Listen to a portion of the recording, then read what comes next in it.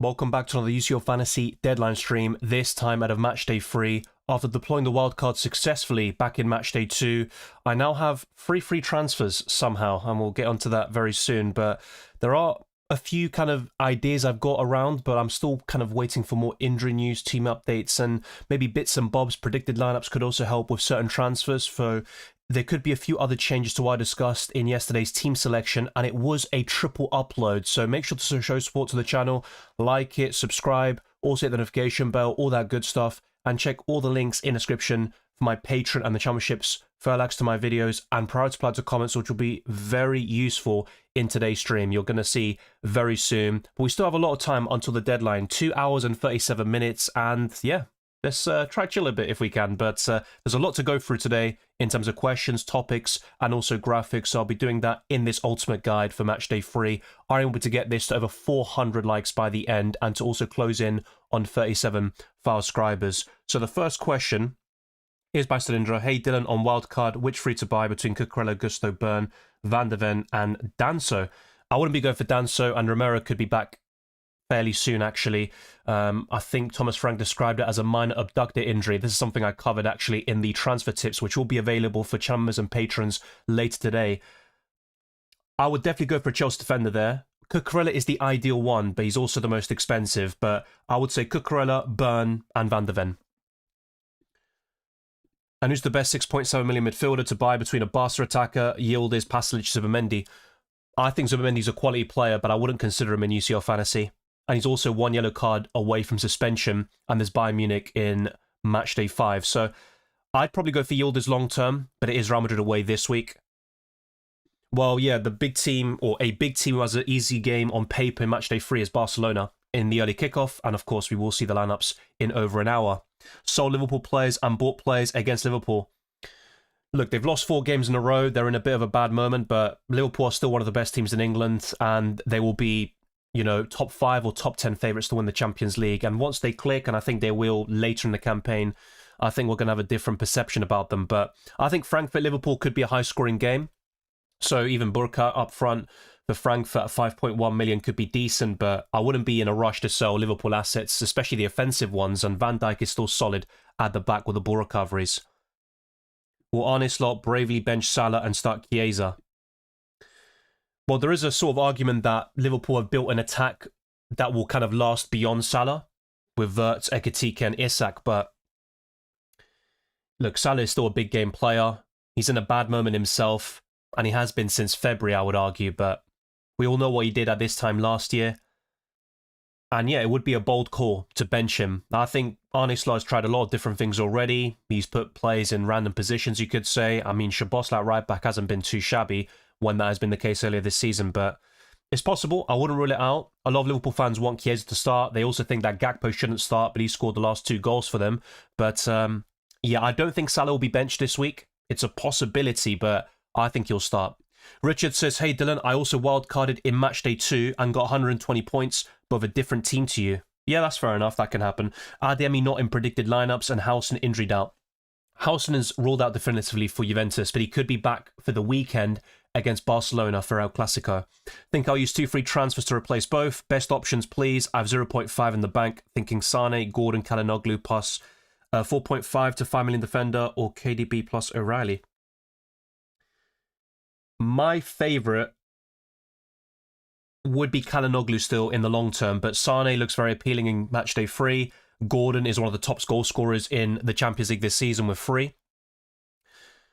But yeah, I like KDB, and O'Reilly has been very solid for Man City, but I'm not sure if that will stick in the long term. So yeah, it's probably going to be Kalinoglu and then a 4.5 to 5 million defender like Gusto or Chalobah from Chelsea. Top 3 players to watch this match day. I mean, a lot of this has been talked about in my videos, right? In the Limitless and Wildcard podcast, so I'll refer back to that very soon. Richard Millichip says, my current team is Raya, Karnasechi, Dumfries, Byrne, Ben Sabani, Bowie, Howson, Yamal, Elise, Adiemi, Mastantuono, Usun, Kane, Haaland, Mbappe. So you found a way to have Yamal and the front 3. There are some compromises in the midfield, but yeah, it's a good squad overall. I'm not a big fan of Sasha Bowie. I've always said that, but yeah. I think your 2 transfers make sense, and that's what I'd go for. Is Yamal worth it to bring in on one of the 2 free transfers from now on? Yeah, I think so. And he's one of the best captain options for today. It's between him and Haaland as the standouts on the Tuesday. Then, of course, tomorrow we've got the typical Kanes and Mbappes of the world. But yeah, Yamal is certainly worth bringing in. But my concern, at least in my situation, is the need to downgrade Kylian Mbappe. Now, with free transfers, I could maybe do something a little bit different. But even then, I might need to take a -4 hit. Yeah, I think Timber will start. He is first choice for Arsenal nowadays, and Ben White just came back from an injury. If anything, there is a chance White starts at the weekend against Crystal Palace, which won't be easy, but to chuck him in against Atletico Madrid, yeah, I don't see that happening. It's not impossible, but I think Timber will start. Hey Dylan, hope you're well. Thoughts on Guirassy and a 4.5 defender, or Osimhen and 5.5 defender? Well, Guirassy does play Man City away in Matchday 4, which isn't terrible, but Guirassy also hasn't been in his best form compared to the very beginning of the season, and also what he did in the last campaign was impressive, but I'd probably go for Osimhen here. I think he'll start against Bodo Glimt. Galatasaray have good fixtures until Matchday 7, and it also allows you to get a Gabriel or a defender of that ilk like DeMarco, Dumfries, etc. Chalobah or Gusto? I think Chalobah is a bit safer, but if I were to buy one, I think Gusto's a bit more likely, which I talked about in yesterday's team selection. Rashford or Dembele? Well, Dembele might not start. You know, he's going to be back, but...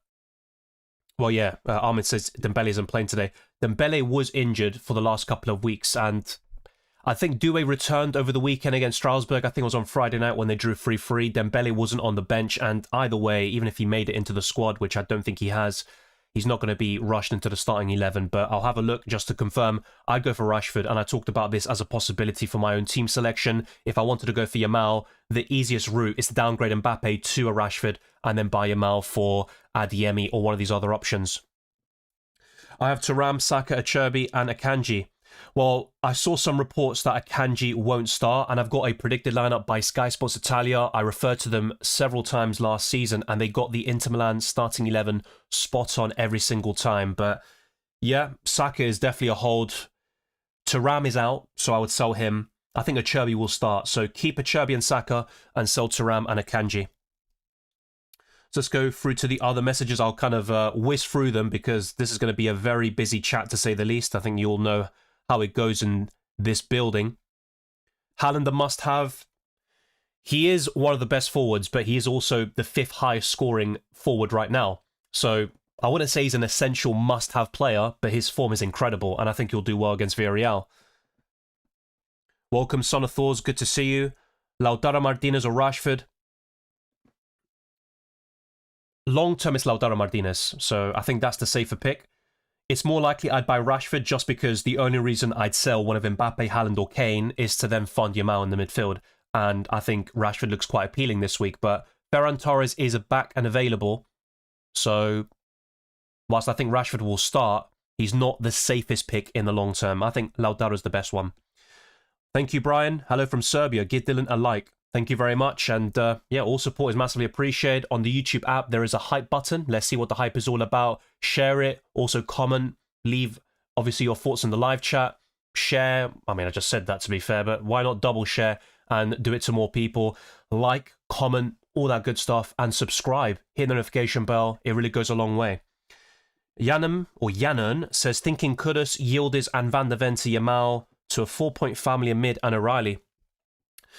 Well, O'Reilly and any 4-point family in mid won't be the safest picks long term, and it does decrease the squad depth a little bit, but of course Yamal is worth it. I think Mastantuono is still the best 4-point family midfielder of choice, but I'm actually looking to upgrade him if possible because it's not a guarantee he starts against Juventus.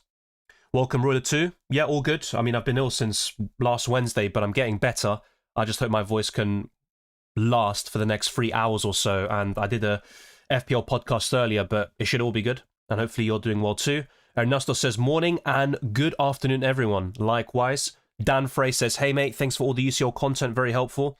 Much appreciated. I try my best, and yeah, I had to do everything yesterday. I couldn't do it on Saturday or Sunday, and I also wanted more information from the weekend, and to be fair, not too much has changed. I mean, I could also refer to results and stuff like that and discuss certain teams' form, but in terms of injuries and team news, I don't think that much changed over the weekend. Is Slot in danger of losing his job? No. No, no, no. If Frankfurt win, even if they win 3-4-1, Slot will not be sacked. He's got a lot of credit in the bank. MMK says, hello. Welcome. I've only 2 transfers, did the wildcard in Matchday 2. Yes, I've seen people mention this, and I'm not sure what's going on. I think a few years ago, I did use the Limitless once, and then the following Matchday, I had 3 transfers, but I'm not sure exactly what it is, because if you go to the rules section, it says you can only roll the transfer in the league phase, so you can't do that in any other stage of the competition, but if you use the wildcard or Limitless, no transfers are rolled over, so you should have 2. Dan says, would you transfer Gula to Enzo, Igor Paxal, Yilmaz, or just roll? Well, Enzo doesn't have a serious injury. He could be back for the Ajax game, but there's no need to really rush him back. And Ajax have been in shambolic form recently. They're winless in the last 3. They lost 2-0 over the weekend against AZ Alkmaar. So I would love to have Enzo Fernandez, but I'm not sure if he starts this game. I'll be honest with you. And because of that, I actually don't mind keeping Arda Güler, who will start the next 2 games according to several sources like Diario AS from Spain. I like Igor Paxal, but yeah, Yilmaz is maybe the best of the 4, but it's Real Madrid away this week, and I don't think it's worth going from Güler to Yilmaz now. It's probably better to do that in Matchday 4. So I think roll, actually, in this situation.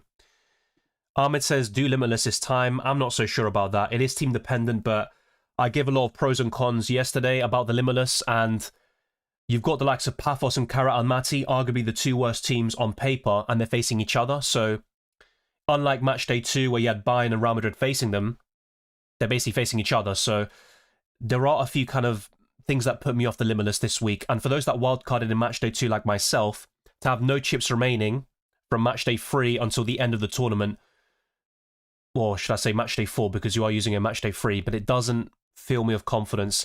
And I think for a lot of wildcarders in 2, the Limitless in 5 is even better. Son of Thor says, how do we have free transfers? Doesn't the rule say no rollovers? Yeah, so surely I'm not the only person in the world who's getting free transfers. I don't get any benefits just because I make content. The same goes for FPL. I wish I had a few benefits, but yeah, some people have been complaining about that, saying that they've only got 2 free transfers whilst I've got 3, and it looks like you do too. I'm not sure exactly what's going on, but in the rules it's quite clear, and I'll try to dig deeper, maybe contact UCL Fantasy and see what they say. But hopefully I don't get banned for anything that I basically did nothing wrong, in my opinion, but people will disagree. I have 5.1 million in the bank for a midfielder. Who is the best? Yeah, I'd probably go for Yilmaz. Yeah. He was mentioned in my team selection yesterday. Is Gravenberch ready for today's match? That's a good question. I'm not entirely sure how serious the injury is, and I didn't see what Slot said after the game, but I'll have a look now because that is a good point. It might not be too fantasy relevant because I don't really rate Gravenberch in UCL Fantasy, but I think it will affect Liverpool as a whole, and they will miss him big time if he's injured. So let's see if I can get the update and see what Slot said.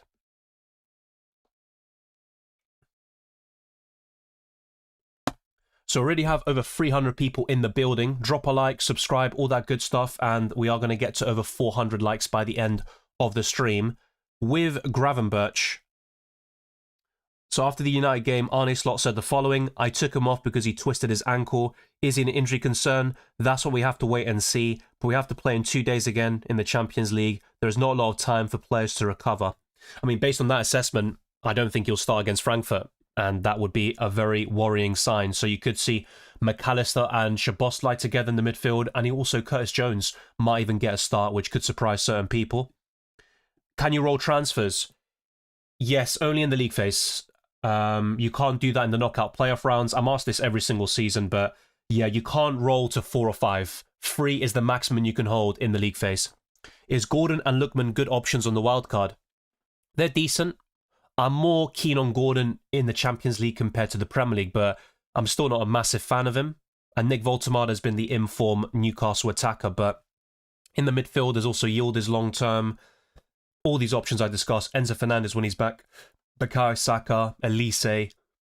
So I'm not sure if Gordon quite fits into my plans. And in the wildcard video, he didn't feature, but he's a decent option. And Lookman has a great fixture this week, but it hasn't been his season so far. He only just got back into the mix and started games for Atalanta. He had a falling out with the manager, I believe. I'm not so sure about Lookman this season, at least for the time being.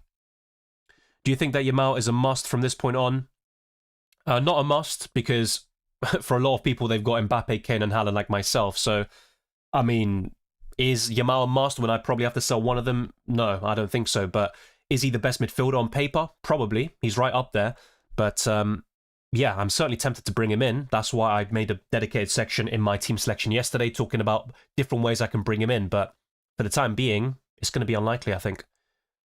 Alvarez and Bergvall for Osimhen and Pedro Neto.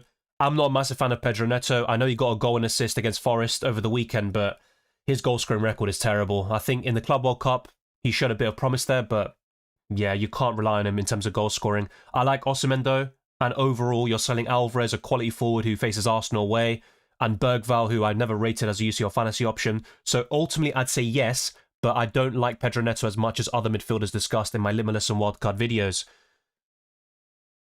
Yildiz and Mastantuono out, Gula and Usun in. Yeah, looks fine. I still like Yildiz long term despite some recent frustrations, and Juventus can be quite underwhelming. They haven't won in the last 6 matches across all competitions. I was thinking of bringing in a Cherby for Bern. I don't think that's necessary. I think Bern's fine to hold. Newcastle are actually 6th in the clean sheet odds against Benfica. I don't agree with that, but yeah, I don't think Dan Burn is a sell. Plan to use wildcard Limitless in Matchday 5 and Matchday 7. Is it good? It is team dependent. That's not a bad idea. Ultimately, in my chip strategy guide, I'd highly recommend everyone here to check that out if you haven't done so already. I talked about using both chips between Matchdays 2 and 7. Now, ultimately, the strategy I recommended and the one I'll likely do is wildcard in 2 and also Limitless in 5, but I think that is also pretty decent. Yeah, Adeyemi isn't in good form recently, but I mean, what can I do? He got me an assist in Matchday 2. I just bought him in on the wild card. I'm keen on selling him, or I'm open to that possibility, which is also discussed in yesterday's video. So, yeah, I don't know what else you want me to do with that information. Do you think both Timber and Calafiori will start? Yes. I have Kane, Haaland, and Mbappe. Who should I captain? The player who plays on Tuesday. So, that's Haaland. This has been all talked about in my videos. So, in UCL Fantasy, it's different to FPL. You can captain one player on the Tuesday, and if you're not happy, you can change it to a Wednesday player. It's all covered there. The same goes for subs. Best mid for 6.5 million. It's probably between Yildiz and Enzo Fernandez, but I don't think Enzo will start. So, by default, I think for the next 3 or 4, I'd probably lean towards Yildiz still. Do you think it's good to have Mastantuono and Gula? I think one's enough. And they've got some tough fixtures on paper. I know Juventus and Liverpool are out of form, but they're still quality sides, especially in the case of Liverpool. What's the story with that Real Madrid defender Howson and the Spurs defender Romero? Well, Howson had an injury. He should be back by the weekend, but he's going to be unavailable against Juventus. And Romero picked up an injury in the warm-up against Aston Villa, which was also covered in my transfer tips, which will be out for channel members and patrons very soon. But it's a minor abductor injury. And Thomas Frank said he has no idea if he's going to be available against Monaco. So we just have to wait and see. I'd probably just sell him, though. Yeah, I'm not surprised by that confused. Mastantuono and Adeyemi are both not in predicted lineups I've seen.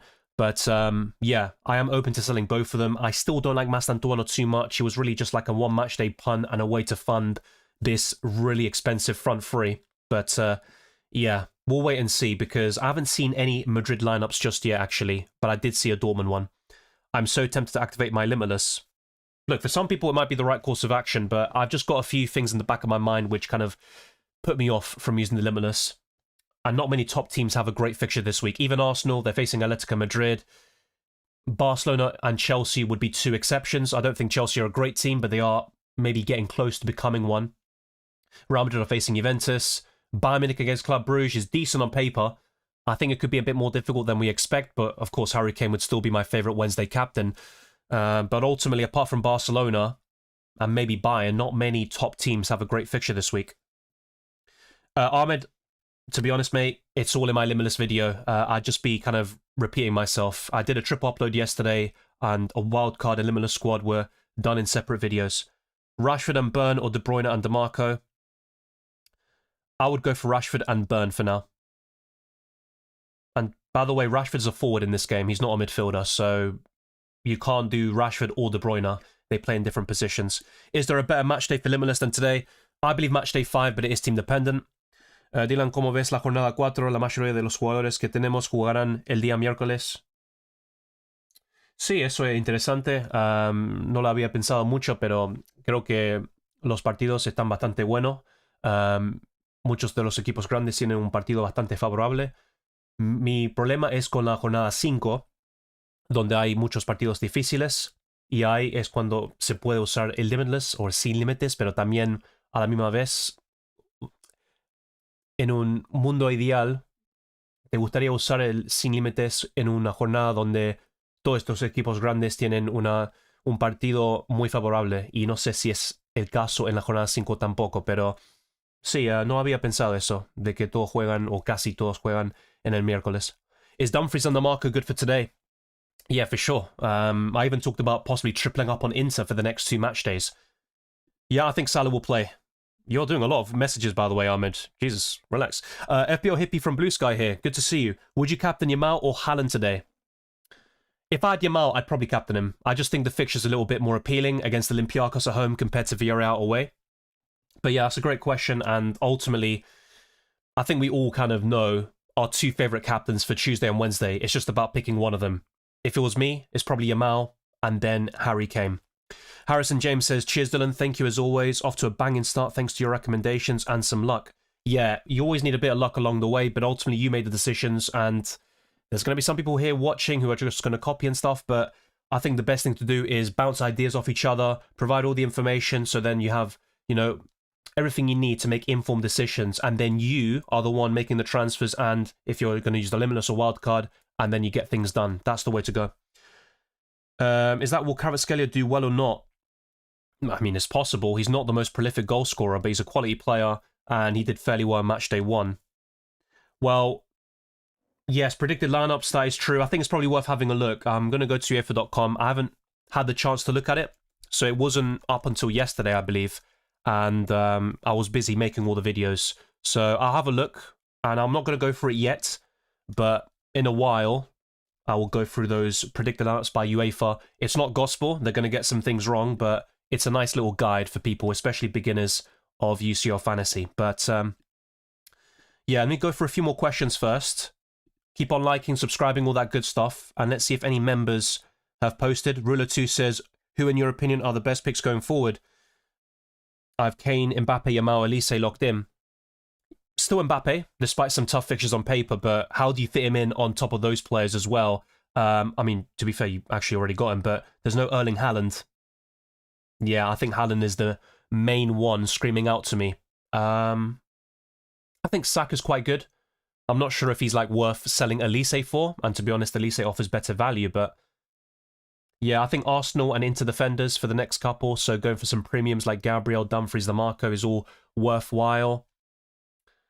Yeah, I'll be honest, in the midfield, there aren't too many standouts. If anything, it's the forward line where you've got the big three, you could say, and then a few decent mid-priced options. I think Guirassi's still very solid and consistent. You've got Osimhen, but I don't think any of them are like must-haves or definitively better than the others. But the ones you've mentioned, I agree, they'd all be on my wildcard team, and the same goes for Haaland, if possible. Yeah, Cucurella should be fit. I'm not sure what you're seeing there. Is Dumfries and the Marco good picks? Sorry, I covered. I'll make sure not to go through questions I've just gone through. That was my mistake. So Mbappe to Osimhen? No. I don't think so. And Juventus are winless in the last 6, so they're not in good form. And Mbappe has scored in 11 consecutive games. I don't want to sell someone like that, even for Yamal, as much as I like him. Guirassy or Yamal captain? Yamal. Who's the best 4.1 defender? I'd probably say Anton. It is Man City away in Matchday 4, and I'm not even convinced of a clean sheet in Matchday 3. And Niko Kovac, their coach, did indicate possible rotation, but otherwise you're looking at O'Reilly, who's doing really well for Man City at the moment, but he's not going to start every game in the Premier League and Champions League.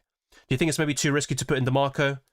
It's a little bit risky, and Union Saint-Gilloise are a decent team. They won 3-1 this weekend. I think they're top of the Belgian league, so there's always a risk when you triple up on a defence, and you're also depriving yourself of Lautaro Martinez up front, who should start, and Kalinoglu in the midfield, who takes the penalties. But I think 2 is probably enough. And if you check out my Limitless video towards the end, I do mention Gusto instead of DeMarco and having a bit of a different structure and diversifying your defence overall. Yeah, nailed on into defenders, I think would be Bastoni, Dumfries, and DeMarco right now. And they're also the best options. I think I'd go for the attacking wing-backs, though. Gordon or Adeyemi? Well, we'll go for the predicted lineup soon, but I'd probably favour Gordon at the moment. Would you go Alvarez and Bergvall Tosman? Yeah, I did go through this, right? My answer is yes. For Matchday 3, Lookman looks the most appealing, but at the same time, he's not in the best of form overall. So if there are any moderators, by the way, I would appreciate, just deleting the comments or kind of timing people out who are spamming, because it is getting in the way of people who want to have their questions answered. So yeah, just gotta whiz through these. But yeah, I'd go for that. I think Kalinoglu is the one in the midfield, Marino. Hello, Dylan. Raya to Chevalier. Already have Gabriel, so I can afford Vinicius to Yamal. Yes, that's a good idea. Wait, the only thing is, who is your other goalkeeper? Because it's not just about, oh, they play on different days in Matchday 3. What about in 4, 5, 6, and 7? So, for example, if you've got Carnesecchi as your other goalkeeper, he's going to clash with Chevalier on several occasions. If you want a goalkeeper partner for the PSG shot stopper, then go for Rulli from Marseille. With Raya, he goes really well with Carnesecchi. That's why I picked him. But yeah, you just got to be very mindful about those goalkeepers and the rotation there. Thank you, by the way, to Keith. You're doing some great work there in the chat, because there's a lot of spammers already. I think people either can't read or didn't see the ping comment there. But yeah, sorry to say this. If you have spammed, you're going to get timed out. It's just the way it goes, because it is very frustrating for everyone involved. So let me go through to the other questions. Will Suarez and Howson play? Suarez, I believe so. Howson, no. He should be back either for El Clasico at the weekend or for Matchday 4. Best options to replace him? Well, a Chelsea option at 4.5 million to replace Howson looks decent. I think that's probably the standout. I think I covered this, but yeah, Rashford and Burn. Best Napoli defenders? Well, Di Lorenzo is back. He's probably the best of a bad bunch. I'm not a massive fan of Napoli defenders. Svensson or Bensabani?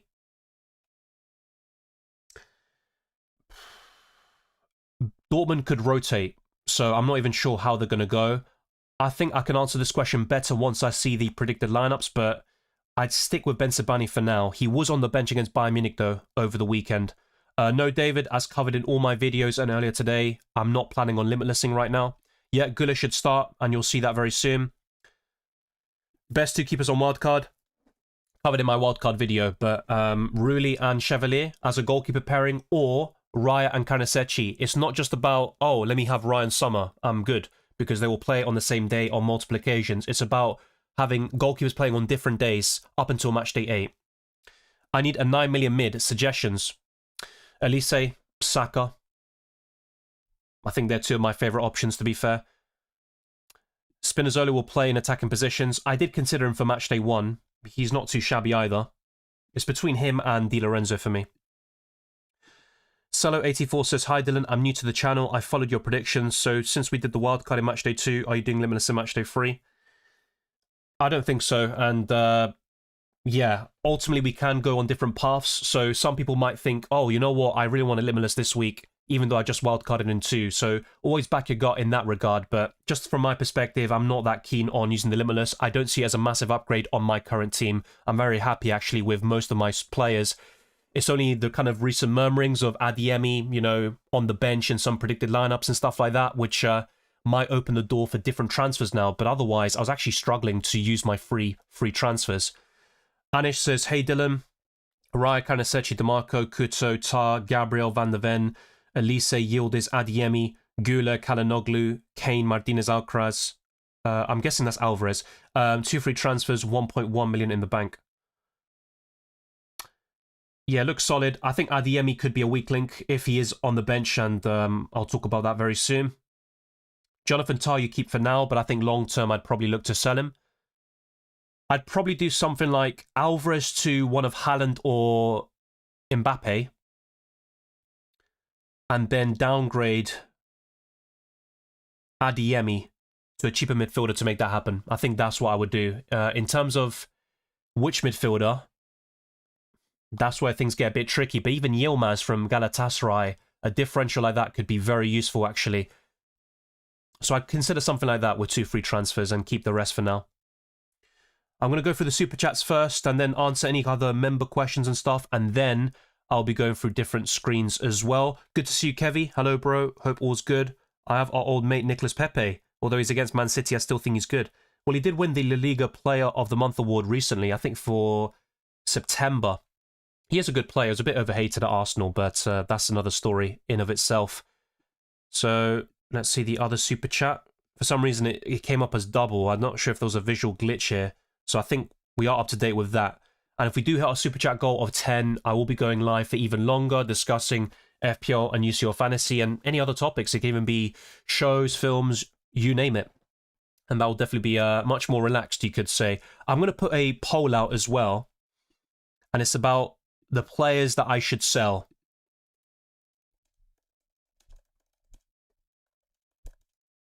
So I'm going to put them here, Adeyemi. I mean, ultimately, I don't want to sell Mbappe, but it's to get Yamal.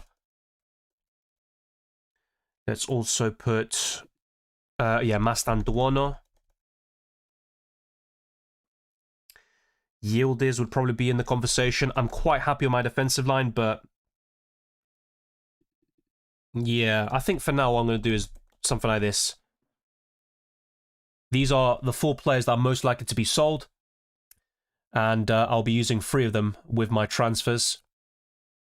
And let's go for some different screens now before I forget. So, if you haven't done so already, join my UCL Fantasy Mini League. The code is SEINOF. There is an auto-join link in the description, and also the code, so you can copy and paste it to the UEFA Gaming Hub app and also the website. Now, in the rules, it does say here, if you use your wildcard or limitless chip, then no free transfers get carried forward. But some people in the chat, and also myself, have free transfers despite wildcarding in Matchday 2. Others have complained that they only have 2 free transfers. And I do break down all the rules and the transfers, chips in detail in my chip strategy guide, which was published a couple of months ago. Now let's go for some different team news. Ferran Torres has been declared fully fit and is available for selection for the game against Olympiacos. We are going to get the Barca lineup against them. So once that's confirmed, we can go through it and maybe analyze it. That should be in over an hour. And this is Barcelona's squad list, but it's not really worth talking about them too much. And who's going to start for Barca? We're going to find out very soon. So I think with that, we can leave that to rest for a little while longer. So with Napoli, if McTominay is available, Napoli will line up in the usual 4-1-4-1 with a Fab 4 midfield. Okay. Otherwise, it will be a 4-3-3 with Noah Lang starting. The probable lineup, according to Napoli Zone, is Milinkovic-Savic in goal, Di Lorenzo, Biakuma, Buongiorno and Spinazzola, De Bruyne, Gilmour, Anguissa, Politano, Luca, McTominay or Lang. So that is what they'll likely go for. And that is also, according to this source, Corriere dello Sport. This is Inter Milan's predicted lineup. Sommer in goal, Bisek, De Vrij and Bastoni. So no Acerbi and also no Akanji. Someone did ask earlier, I think regarding both players. So I think both of them are actually a sell here. Dumfries and Carlos Augusto are the wing backs here. So no DeMarco. And that's something I've just seen now. I just saw that Sky Sports Italia have posted this lineup, but I didn't actually see who was in it apart from Lautaro and Esposito up front. But Calhanoglu, Fratesi and Sucic in the midfield. So we could see a bit of rotation there for Inter Milan once again. For Borussia Dortmund, speaking of which, Kovac says 5 of the next 6 games are away matches. That means we'll be travelling a lot, of course. I'll definitely be making changes here and there. I'm not giving anything away about tomorrow, but everyone will definitely get their chance at this stage. With Newcastle, Eddie Howe said on Sandro Tonali, a bit of illness for Sandro, so he'll be touch and go for the game. We'll give him every opportunity. He wasn't there for training today. He's such an important player, so we'll use all the hours we have. And there was a last training session for Madrid ahead of their clash against Juventus tomorrow. Alaba, Howson, Rudiger and Ceballos didn't feature, but there wasn't a training session earlier today, I believe, where I think in certain parts of team training we saw Ceballos and Trent Alexander-Arnold take part, and we could see a surprise inclusion there for Trent, who should be available to face Liverpool very soon. But Howson is ruled out until the weekend, where he has a chance of featuring in El Clasico. And for Galatasaray, Singo is going to be out for a couple more weeks. He does say 2 specifically. So if you are investing in a Galatasaray defender, Singo is not the one to go for at this moment in time. So I think that kind of wraps it up for now. And there's also Predict 6 as a game. Oh yeah, this is the other thing I saw. Arda Güler is expected to start against Juventus and Barcelona, so I did mention that earlier in this podcast. But these are my predictions for Predict 6. Kara Almaty 1, Paphos 1, Newcastle 2, Benfica 1, Villarreal 1, Man City 3, Copenhagen 1, Dortmund 2, Monaco 2, Tottenham 2, and Real Madrid 3, Juventus 1. So what you're going to see now are the graphics from my team selection video, and it will show you how I did in Matchday 2, which was an incredible week for me. Only one player blanked in Yildiz, and the rest definitely stepped up, even though maybe 1 or 2 could have done a little bit better, but you can't really complain when you get 120 points and a massive green arrow. So I subbed on Raya and Adeyemi for my lowest scoring players, but I did leave a high scoring player from the Wednesday on my bench in Dan Burn, who was in the early kickoff. I wish I would have brought him on, but ultimately that's being very greedy. My entire front three won player of the match, and I captained Mbappe, who scored a hat-trick against Kara Almaty. So my rank is currently 41,000, and I think I went up by 400 to 500,000 places. And what you see now are some transfer plans. To go from Adeyemi to Yamal, unfortunately, I would have to downgrade Mbappe to someone like Rashford to get the necessary funds. But that's not the only thing I'm considering, because even Gabriel to Gusto or Chalobah, and also maybe someone else from that Chelsea defence could also be worthwhile. I don't think I'd go for Reece James, though, because he is more expensive and it doesn't give me the funds necessary to upgrade Mastantuono to Caicedo as one prime example. But at the moment, you can see my team. I haven't made any transfers just yet, and I will be deliberating about this until the deadline, really. So there could be some really late changes, but Raya in goal is quite set, in my opinion. Dumfries, Burn, Gabriel and Bensabani, with Elise, Kalinoglu, Adeyemi, and then up front, the magic three, the big three, Kane, Mbappe, and Erling Haaland. And on my bench, I've got Karnasecchi, Van de Ven, Mastantuono, and Yildiz, but there could be a bit of work to do, especially if the likes of Adeyemi are unavailable. But you can also see my captaincy plans, Haaland on the Tuesday and Kane on the Wednesday. If you have Yamal, I'd be very tempted to put the armband on him today, and then, if necessary, you can switch to one of Kane or Mbappe for tomorrow. Let's now go to the odds, which can be very useful. Barcelona are top of the clean sheet probabilities with a 54% chance against Olympiacos at home. Athletic Bilbao are second against the Karabakh side, who have won both of the Champions League matches so far this season. The same goes for Arsenal, who are third against Atletico Madrid at home, and they're joint third with Chelsea facing Ajax. And all of these top 6 teams are going to have a home match, let's say. Bayern Munich are 5th against Club Brugge, and Newcastle are joint 6th against Benfica. Olympiacos are last, facing Barcelona away, and we're going to find out their lineups in a little bit. You can also see Real Madrid in joint 6th there against Juventus at home. Atalanta, Inter Milan, PSG, Dortmund, Man City, Galatasaray. They're the most favoured teams in terms of the clean sheet probability, so it's all ranked in order. And if we look near the bottom, we can see Eintracht Frankfurt, Karabakh, Ajax, Club Brugge, and Olympiacos, which was all covered in my wildcard video. The same goes for the goal scorer odds, actually. I believe the clean sheet probabilities were referenced in my Limitless podcast, but Harry Kane is top against Club Brugge at home. Osimhen, Joao Pedro, who is suspended, so ignore him. He is not going to play Matchday 3. Mbappe, Haaland, Scamacca, Guirassy, Yamal, Salah, Ferran Torres, who is now available, Icardi, Lautaro Martinez, Jackson, Diaz, and Lookman. Those are the top 15 most likely goal scorers, according to the website fantasyfootballpundit.com. And with my top 10 captains, this is kind of a rough list, but Guirassy is 10th. What am I doing? I think I restarted it accidentally, but there you go. Guirassy in 10th, Salah in 9th, Lautaro Martinez in 8th, Dumfries and Rashford just outside the top 5, which comprise of Elise, Yamal, Mbappe, Haaland, and Harry Kane, who is top for Matchday 3, and he's also in the form of his life. Let's also show you a few graphics I talked about in my team selection. You can see the Matchday 2 results, and also the team of the week, where I had Denzel Dumfries and Mbappe in my own UCL Fantasy team. The only teams to have won both matches so far are Arsenal, Bayern Munich, Inter Milan, Paris Saint-Germain, Qarabag, and Real Madrid.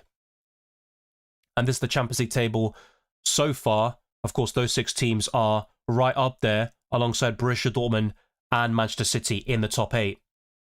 With the top goal scorers, Mbappe leads the way with 5 goals, courtesy of that hat-trick against Kara Almaty. Harry Kane is second with 4. Burka, Gordon and Haaland all share 3 goals at this stage of the season.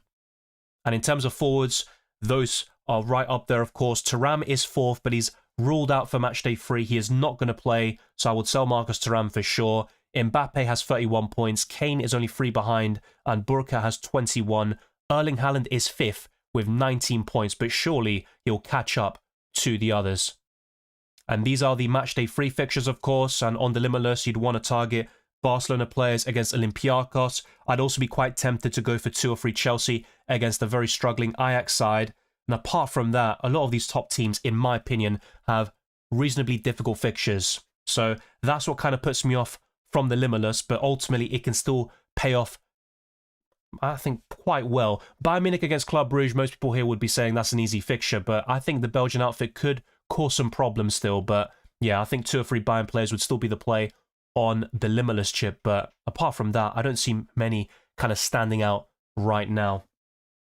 So I'm actually going to get the predicted lineups up and ready. So let's get this up now. And I'm going to quickly whiz through Barcelona and Olympiacos because, like I said, we're getting the lineup very soon. So Szczesny in goal, Araujo, Kubarsi, Eric Garcia, Balde, Casado, Pedri, Yamal, De Jong, Fermin Lopez and Rashford. The players who are out for the Catalans include Christensen, Joan Garcia, Gavi, Lewandowski, Olmo, Rafinha, ter Stegen, but Ferran Torres is available, so you can ignore that one. With doubtful players, there are none, and suspension risks include De Jong and Casado. For Olympiacos, there's Zolakis, Ortega, Biancone, Restos, Costinha, Hesse, Dani Garcia, Pudence, Chiquinho, Gelson Martins and El Kabi. So Rodney is out and Strefessa is doubtful due to match fitness. You can see Kara Almaty and Paphos on screen, and what I'm going to do is provide a link in the live chat so you can easily follow this. And we have a new member in the building. Let me actually give a shout out first before continuing with these predicted lineups. So big up to Mr. Makey for becoming a differential, and yeah, thank you very much. You're now level 10 in terms of the ranking, so I appreciate your support. And member questions will be answered very soon. Just give me a little bit whilst I go through these lineups. With Arsenal, UEFA have gone for Ben White. I don't think that'll be the case. Maybe I'm wrong. And Ben White is a quality right back. I rate him very highly, but I think it's more likely he starts at the weekend against Crystal Palace. But they've gone for Raya, White, Saliba, Gabriel, Lewis Skelly, Marino, Zubamendi, Rice, Saka, Gyökeres and Martinelli. I agree with Martinelli and possibly Marino starting, but I'm not too sure about the fullbacks.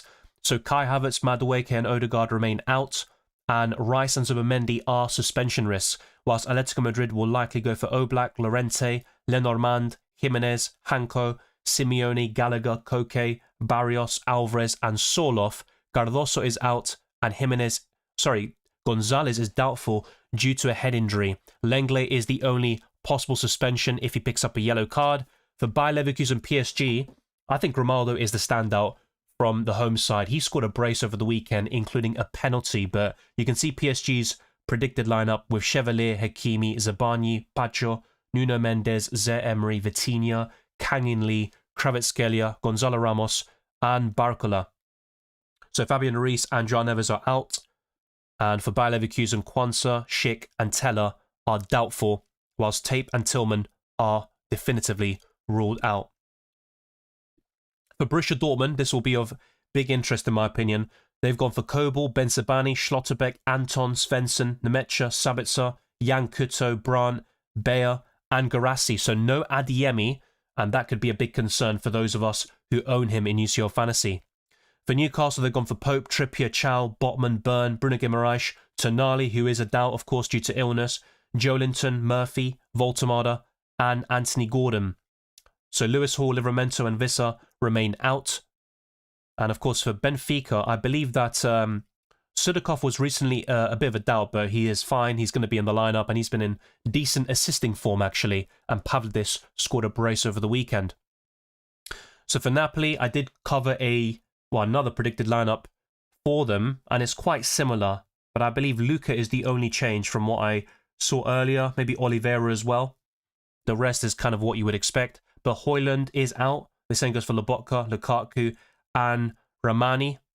But McTominay is doubtful with an ankle injury. So for Inter Milan, remember I showed you a Sky Sports Italia predicted lineup. I would probably bank on that one more than UEFA because Sky Sports Italia have been very reliable over the years. But UEFA have gone for Sommer, Akanji, Acerbi, Bastoni, Dumfries, Barella, Kalinoglu, Mkhitaryan, DeMarco, Martinez, and Boni, who scored the winning goal over the weekend. Darmian and Di Gennaro are out, and Thuram is also out, actually. It does say he's doubtful, but he is not going to play in Matchday 3.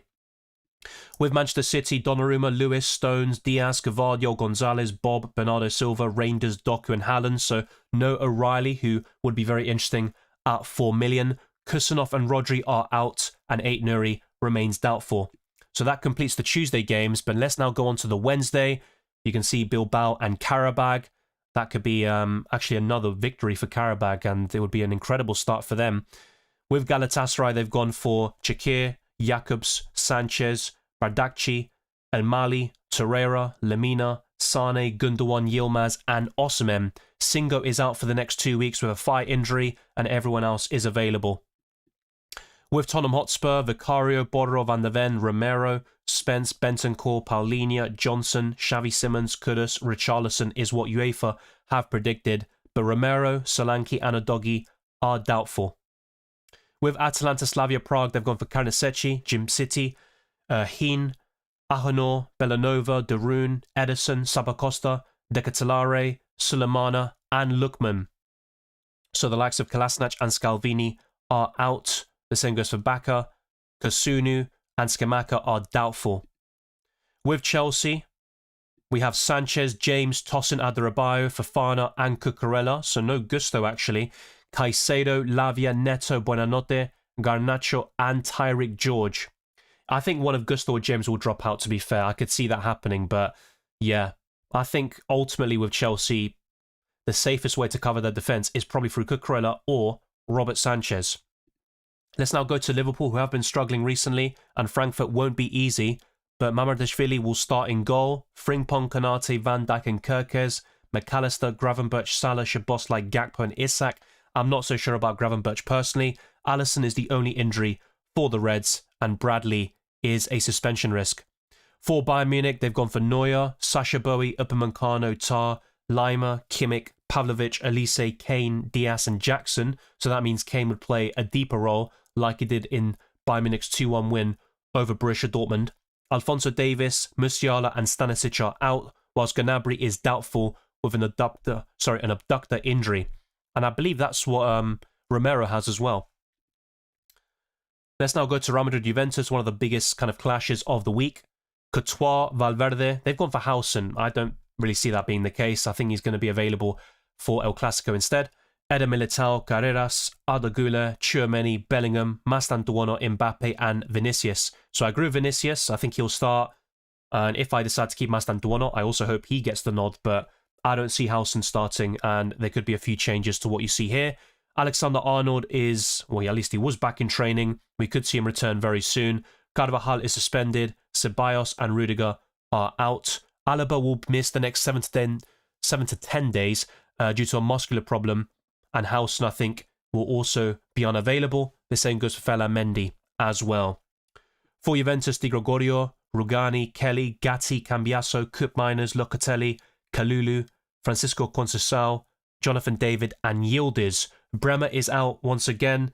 Cabal, Pinsoglio, and Zagrova are all definitively ruled out, and Moretti is doubtful. And the last game is Sporting against Marseille. I think the kind of main ones you're looking out for are Quenda, Trincao, Gonçalves, and Luis Suarez, who are all predicted to start. For Marseille, Rulli is one of the best goalkeepers at that price point, and he rotates well with Chevalier from PSG. Greenwood, Aubameyang, Igor Paxao, they're all quite decent options in the forward line. So, yeah, they could definitely be considered. And you can see all of the players who are ruled out, doubtful options, and also suspension risks in the UEFA website. So be sure to check it out. I dropped the link already in the live chat, and I'll probably do it one more time just in case some people missed it. But let's now go back to my team, and let's see what the poll is saying before I go back to your questions. But 44% are saying sell Mastantuono. Adeyemi is third, just behind Yildiz, and in last is Bensabani, who I think will start, to be fair, and he's on penalties, but we'll wait and see how that ends up going. So we do have almost 600 people watching. Let's get the likes up, because, yeah, the ratio is just not quite hitting there. But I do appreciate those that have done so already. Share this stream, also subscribe, hit the notification bell. We are closing in on 37 file subscribers. Mr. Makey says, hi Dylan, Akanji to Dumfries, bench risk, and Adeyemi to Paxao, need funds, and Marseille attacker is in great form. Yeah, I think Akanji won't start, and Dumfries is a massive upgrade. Yeah, that looks pretty good to me. I was actually considering Igor Paxao if I needed that sort of 6 million midfielder, so yeah, if that also funds Dumfries and it gets rid of the Akanji headache, I think that's pretty decent actually, and Adeyemi could also be benched. I think if Dortmund were to rotate one of their attackers, Adeyemi is the most likely. No, not Captain Kane because he plays on Wednesday. Yeah, Music, Captain Haaland, he plays today. And if you're not happy, you can change it to Kane. That's as simple as that. A differential is a player with low ownership. So, I mean, some people might say 5% and lower. Others will say 10% and lower. But ultimately, yeah, it's a player with low ownership in the game. Well, I did go through the Sky Sports Italia predicted lineup. So it's not something I reposted on Twitter or anything. I went through it in the stream, so you can rewind and go back to it. I'll probably do so later again, but yeah, essentially they had Akanji on the bench, Acerbi on the bench, and DeMarco as well. So only Lautaro Martinez, Kalanoglu, Sommer, and Bastoni were pretty much the ones who start that you want to from UCL Fantasy. Hey Dylan, how's it going? I just asked your question, to be honest. The chat is a bit crazy. Any tips on transfers? Yeah, Howson out. He might be in the predicted lineup for UEFA, but I don't think he'll start. Yeah, I'd also sell Bergval, personally. Adeyemi might be benched. Not sure about Martin. So those are the players I kind of earmark. I'd even consider taking a hit in your situation, Alejandro, and selling those players. Eric Garcia or Dan Burn? I'd go for Dan Burn long term. If I make only one transfer, do I get free next match day? I believe so, yes. So you roll if you don't use up all your free transfers, I believe. If you use nothing, you definitely roll. And I think if you use one, you also roll. I'm not even sure why I've got free, but yeah, that can be another discussion later on. Any good 4-point family mid? Yeah, Mastantuono, but I might actually sell him and upgrade that position. Do you think keeping Mastantuono for at least one more week? I'm not ruling it out. And if I see that he's going to start, I'm happy to keep him, to be fair. Where can I see the FDR for UCL Fantasy? Well, you can go to the website fantasyfootballpundit.com, which is where I showed you the clean sheet and goal scorer odds earlier. I actually have a FDR on my chip strategy guide, and I'll probably refer to it later in the stream as well, when I also show you some chip strategy stuff. But yeah, I'll show you very soon the FDR, but it also includes match days 1 and 2 fixtures. Thoughts on Boni or Esposito? I do back Sky Sports Italia more than UEFA in terms of predicted lineups when it comes to Inter Milan, so I think Esposito will start, but I wouldn't go for him. I think the best forward under 7.6 is probably Rashford, but I'm going to double check because there could be another name who fits the bill. Yeah, Osimhen. I'd say Osimhen and Rashford are the two standouts. Out, DeMarco and Gula. Okay, so DeMarco, Gula out. Dumfries and one of Aggun or other 5.5 million or under in. Yeah, looks good. But Gula will play, if that was your concern. Would Malo Gusto be good? If he starts, yes, but there is a slight concern. I did see UEFA's predicted lineup and he's not in it. Enzo and Timber News. What Timber News? He's fine. Yeah, during Timber I think will start. I know UEFA don't have him in the lineup, but I think he will. Enzo Fernandez, there's nothing really to comment on. It's not a serious injury, but there's no need to rush him. So I could see him being benched or rested today and saved for the Sunderland fixture over the weekend. Yeah, why not Yamal Ibrahim? Because I just can't have everyone. You know, I made a conscious decision in Matchday 2 on my wild card to go for Mbappe, Kane and Haaland, and Yamal was facing PSG. He blanked, so I'm quite happy with how it's gone so far. But yeah, if I had unlimited budget, I'd have Yamal, but it requires downgrading one of the best strikers in world football, and I don't know if I'm going to do that. Best Marseille mid? I'm going to say Igor Paxal. But yeah, both Greenwood and Aubameyang are forwards in this game. So yeah, it has to be Igor Paxal by default. Paxal or Güler? I'd probably take a pot on Paxal. And he was quite decent last season, by the way. Best midfielder for 5.1 or under? I'd take a punt on Yilmaz from Galatasaray. Should I wildcard and pick your team? Yeah, if you've got 6 players injured, I think wildcarding is a good idea, but don't just copy my team. I think that's just a terrible idea. And I've got certain transfers I want to make. If I make them late and you just copy me, are you then going to complain because I make late transfers? I just don't think copying is really the way to go. Do we believe in XG or performance of players in real life? Well, performances are the most important thing, right? But XG and these stats are used as a kind of like supplementary way of analysing football, and it's not something you can solely rely on with your analysis. I think Benzabani will start, but do I think Dortmund keep a clean sheet? No. And against Man City in Matchday 4, same thing as well. Yeah, Lautaro should start, covered earlier. Hey Dylan, best mid for 6 million. There aren't many standouts, but probably Caicedo, Yilmaz, Adgun is decent. I think those are the players I'd look at. Do you like Adeyemi to Gordon? It's okay. I don't massively like it, but because Adeyemi could be benched, I think it's going to be an upgrade naturally. Also, any other good 4.5 family and defenders, or 5.5? Yeah, DeMarco, but it looks like he could be benched. I just say Dumfries, Gabriel. I still like Van de Ven and Porro. You can also look at a Chelsea defender, but in the UEFA predicted lineup, neither Chalobah nor Gusto were in it. So difficult to say. Osimhen or Rashford? If I were to buy one this week, I think it's more likely I go for Rashford because let's actually break it down a little bit.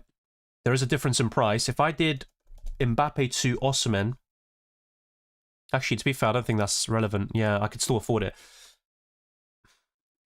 Interesting. I think longer term, Osimhen would be the pet pick. For Matchday 3, maybe a different story, but only Kane is above Osimhen in the goal scorer odds. It's a good fixture against Bodo Glimt on paper. That looks quite good, but I just don't like selling Mbappe. That's something I'll have to think about for the next hour or so. But yeah, probably Osimhen long term. Because you don't want to book in too many transfers because a lot of injuries and suspensions will happen. Keep Bowie or transfer out for a 4.5 Chelsea. I'd probably keep Bowie for now, but I think he's a sell very soon. Atalanta defender. I mean, I talked about them a lot last season, but not really this time round. I've gone for Karnicetti to cover their defence. I don't think they're that reliable in terms of clean sheets. Yeah, not for me, but if you're backing a clean sheet against Slavia Prague, then it's not a bad idea. I'm just not that infused. The main reason I got Karnicetti is because he rotates well with Raya. I'm not sure if DeMarco will play. I trust Sky Sports Italia. Once again, I'm giving you information, but it's up to you what you do with it. I think he's not going to play, based on what I saw there. Who's the best Napoli defender? One of Di Lorenzo or Spinazzola? I'd probably pick Di Lorenzo. Gula's fine, not great, but he's had a good start to the season. Lautaro Martinez is a good pick, but I'm not going to go for him over Haaland, Kane, or Mbappe. The only reason I'd go to Lautaro is if I can find a way to then use that to fund Yamal in the midfield. But otherwise, yeah, it's all circumstantial, right? If you have a structure where you don't have free premiums, so one of Kane, Haaland, or Mbappe are missing out, I think Lautaro would be maybe next in line alongside Osimhen and Rashford to kind of cover for them. Yeah, Szczesny will start. Joan Garcia is still out. Spinazzola versus Pavard or best 4.5 mid. I'd go for Spinazzola, and to cover Marseille defensively, I mean, you don't want to make a goalkeeper transfer, but having Rulli and Chevalier looks really promising. Best 4.5 mid is going to be Mastantuono again, but he might not start. Gula might play, but what position? Well, he can play in various roles, in a kind of deep-lying playmaker role, in a 4-3-3. He can also play as an attacking midfielder or on the right. But yeah, in terms of output and minutes, I do think Gula might not get the minutes he did at the beginning of the season. So would it surprise me if against Juventus he was subbed off at around 70 minutes or earlier? Not really, but I don't think he'll be subbed off earlier than that and get 1 point for you. Roy Martin says, hi Dylan, I've already done Thuram to Haaland. Would you rather do Luis Suarez to Osimhen or Trincao to Yamal for the next 3? I'd rather do Trincao to Yamal, but that's a great question. I got Adeyemi, Yildiz, Mastantuono, Dean House and Sacha Boey, who are likely to start. Yildiz and Sacha Boey. I think Dean Howson is the least likely. Yeah, danger. Harry Kane plays on Wednesday. I'm not going to captain him. I'm going to captain a Tuesday player first, and then I'm going to switch. I've talked about this dozens of times in my videos and streams. I'd highly encourage you, if you're new to UCL Fantasy, to check out my How to Play guide and also the chip strategy video, because it's all made very clear there. Would you consider selling Mbappe? The only reason it's even crossed my mind is to get Yamal. Otherwise, no. I'm happy to keep Mbappe. He's scored in 11 consecutive games. He's facing a Juventus side who have not won in the last 6 matches across all competitions, and Real Madrid are looking good. So, yeah, I'm happy with Mbappe. If I were to replace him, it's probably one of Osimhen or Rashford, because that's what I need to then get Yamal in the midfield. I think Lautaro could also enter that conversation, but I wouldn't be selling Mbappe to get an upgrade in terms of fixtures. I don't think that's really relevant. Szczesny will start in goal for Barcelona until Joan Garcia is back. Lewandowski is injured, which I covered in my videos, yeah. You think Yamal will be a good player? Yes, he definitely will. And for everyone watching, what you want to do with your 50-man squad and starting 11, Tuesday players have to be in your 11. And you can have some Wednesday players on the bench and then bring them on if needed and take out your low-scoring players during the sub window, which happens after all the Tuesday games are done and before the Wednesday games begin. What's a good 4.5 defender from Chelsea? Gusto and Chalobah, but both of them aren't in the UEFA predicted lineup, so it's a risk. I don't see myself buying a Chelsea defender, to be honest. Ahmad says, I think I might be forced into Limitless. Bought Chalobah and Gerard Martin. Also have a Kanji, Mastantuono and Adeyemi. Yeah, like I said, it is situational, and for some people using the Limitless might make sense. The only downside for those that wildcarded in 2 is that you have no chips remaining for the rest of the competition, but I'll be there in a couple of weeks' time as well. I'll probably Limitless in Matchday 5, and then after that, I have to navigate the rest of the league phase in the best possible way. So there are always challenges, but I think in your situation, I understand that. Yeah, I think it's probably worth considering the Limitless at least. Check out my Limitless video, have other players in mind like Osimhen, Lautaro Martinez, and then lock things in. Should I save wildcard for Matchday 8? It's not a bad strategy. I definitely wouldn't Limitless in Matchday 8, which I've covered multiple times, but if you wildcard there, you'll have all the lineups at the same time, and you can cheap out your bench and then focus on your starting 11, because subs won't be a thing in Matchday 8 because everyone plays at the same time, and you only have one captaincy option there, just like for Matchday 17 for the Champions League finals. So that's a good idea. I talked about this last season and also in my chip strategy video this time round, but I still think the wildcard has a bigger impact long term. So if you have 3, 4, 5 weeks where the wildcard can play a part, I think that would be better overall. Haaland or Kane, I'm on wildcard. It's difficult. I'd still go for Kane for now, but there is a fixture swing against Bayern very soon. But it's probably Kane. Is it worth Haaland for Guirassy? Yes, I think it's worth buying Haaland. Definitely not selling him. Calafiori bench, it's possible, but I think he'll start. It's a difficult one to say, though, because Lewis Skelly has been decent. Well, he's been very impressive since making his debut last year, but of course, the minutes haven't really been there this time round. Lookman, a good idea for this match day. As a 1-week punt, I think it's fine. It's a decent idea, but he's not showing the form he did last year where I was really bullish on him. Thoughts on Fati? He's facing Tottenham next. Didn't score in the last game, but he's been fairly decent overall. Not the worst shout, but once again, yeah, I think that's fine. I think Fati's fine. We are kind of struggling for those midfielders at around 6.5 million, so yeah, it's not too shabby. He's not my favourite, but I wouldn't rule him out. Højlund is out. Højlund is out according to UEFA, And also, if you see the website, he is also red flagged, so he's not going to play against PSV.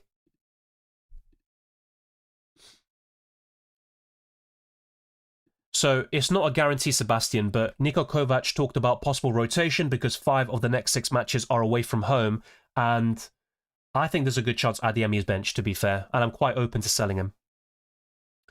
Why don't sell Haaland instead of Mbappe to get Yamal?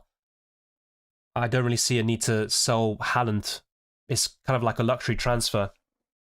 I see what you're getting at because I'm replacing, you know, either the second or first best Tuesday captain for the other option, and I'm keeping Mbappe, but yeah, Haaland has better fixtures than Mbappe. Overall, in terms of form, they're both doing really well at the moment. I think Haaland has more goals for club and country this season, but Mbappe has scored in 11 consecutive games. But yeah, it's an idea. I just don't see myself wanting to sell one of them to get Yamal, as good as he is. It's all covered earlier, Ale, and also in my team selection video. There's a lot of different transfer plans flying around, and nothing is decided or certain. And the good thing about my indecisiveness here is that it prevents people from copying. I don't want that to happen, but people always try their best there.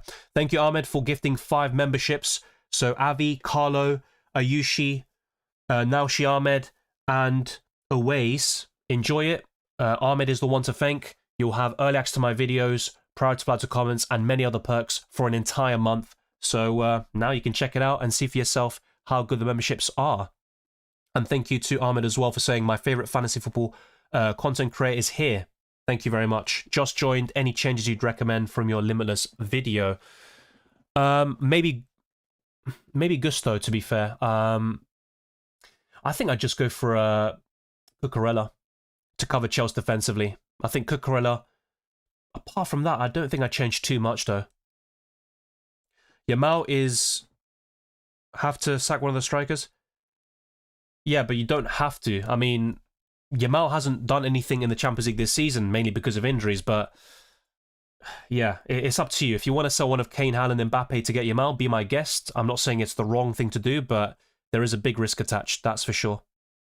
Yeah, exactly that, Avi. And Carlo, a big up to Ahmed for supporting the channel once again. Valen de Don says sell Yildiz. It's a possibility. I do like Juventus' fixtures afterwards, though, and with Adeyemi being a possible rotation risk this week, I might sell him instead. He's also more expensive. So if you still got the wild card and Limitless, it just depends on your team. People sometimes ask, should I have wildcard this week? And I'm like, yeah, but what's your team? Like, how am I supposed to say if you should do it or not? So hard for me to say with your situation because you might have a lot of different picks to me, but if I still had both chips available, I'd probably do something like wildcard in 3, Limitless in 5. But that's just one idea. Ultimately, what I do is use the Limitless between match days 3 to 7 and the wildcard up until match day 8, which is still a possibility. I think that's still a good use of it, but I'd rather use it a bit earlier if possible. Sub Rashford Yamal in for Mbappe Yildiz. Not a bad idea. I'm not entirely sure though. I discussed something similar.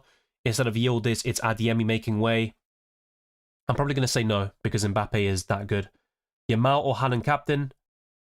It's close. Ultimately, I've got Haaland ranked a little bit higher in terms of the captaincy. His form is incredible. On the Tuesday, you can go a little bit different with the captaincy though. Then you've got one of Kane or Mbappe probably to fall back on, which is the great thing about it. But yeah, I think the better pick overall is probably Haaland. Not by much.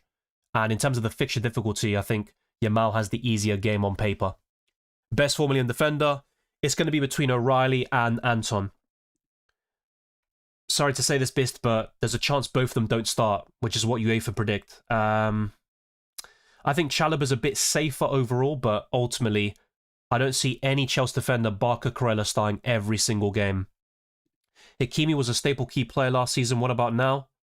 Well, he hasn't really shown too much this season, and before Matchday 1 even began, I talked about Hakimi having a poor start to this campaign across all competitions, but he did really well in the Club World Cup, and obviously in UCL Fantasy, but yeah, I just don't really... I can't find any argument right now to say, yeah, let's sell one of Yamal or Kane, Mbappe, Haaland to then bring Hakimi in the backline. You've also got Dumfries and Gabriel, who are the best premiums in that defensive position. So, yeah, on top of PSG having bad fixtures on paper, I don't think it's worth it. But Yeah, there has been a big change in perception and also of reliability, consistency, and high ceiling of Hakimi. He's still been good, but not as good as the last season. Yeah, best two keepers on wildcard. It's in that video that I talked about yesterday. So either Rulli and Chevalier or Raya with Carnesecchi. It's about goalkeeper pairings that won't clash up until matchday 8. Yeah, Paxao is a decent option and a massive upgrade on Bergvall in my opinion. Mauro says, Hola Dylan, para esta fecha Benzabani o Van de Ven. ¿Y crees que De Bruyne y Lookman son buenas opciones o recomiendas otros? No me gusta mucho Borussia Dortmund o Tottenham en términos de una valla invicta en la jornada 3, pero creo que Van de Ven es un poquito mejor. Lo que tiene Benzabani es que él toma los penales para Borussia Dortmund. Sí, son buenas opciones De Bruyne y Lookman. Creo que De Bruyne a largo plazo es mejor. Otras opciones, Enzo Fernández cuando está disponible. Yildiz me gusta también. Calhanoglu de Inter Milán.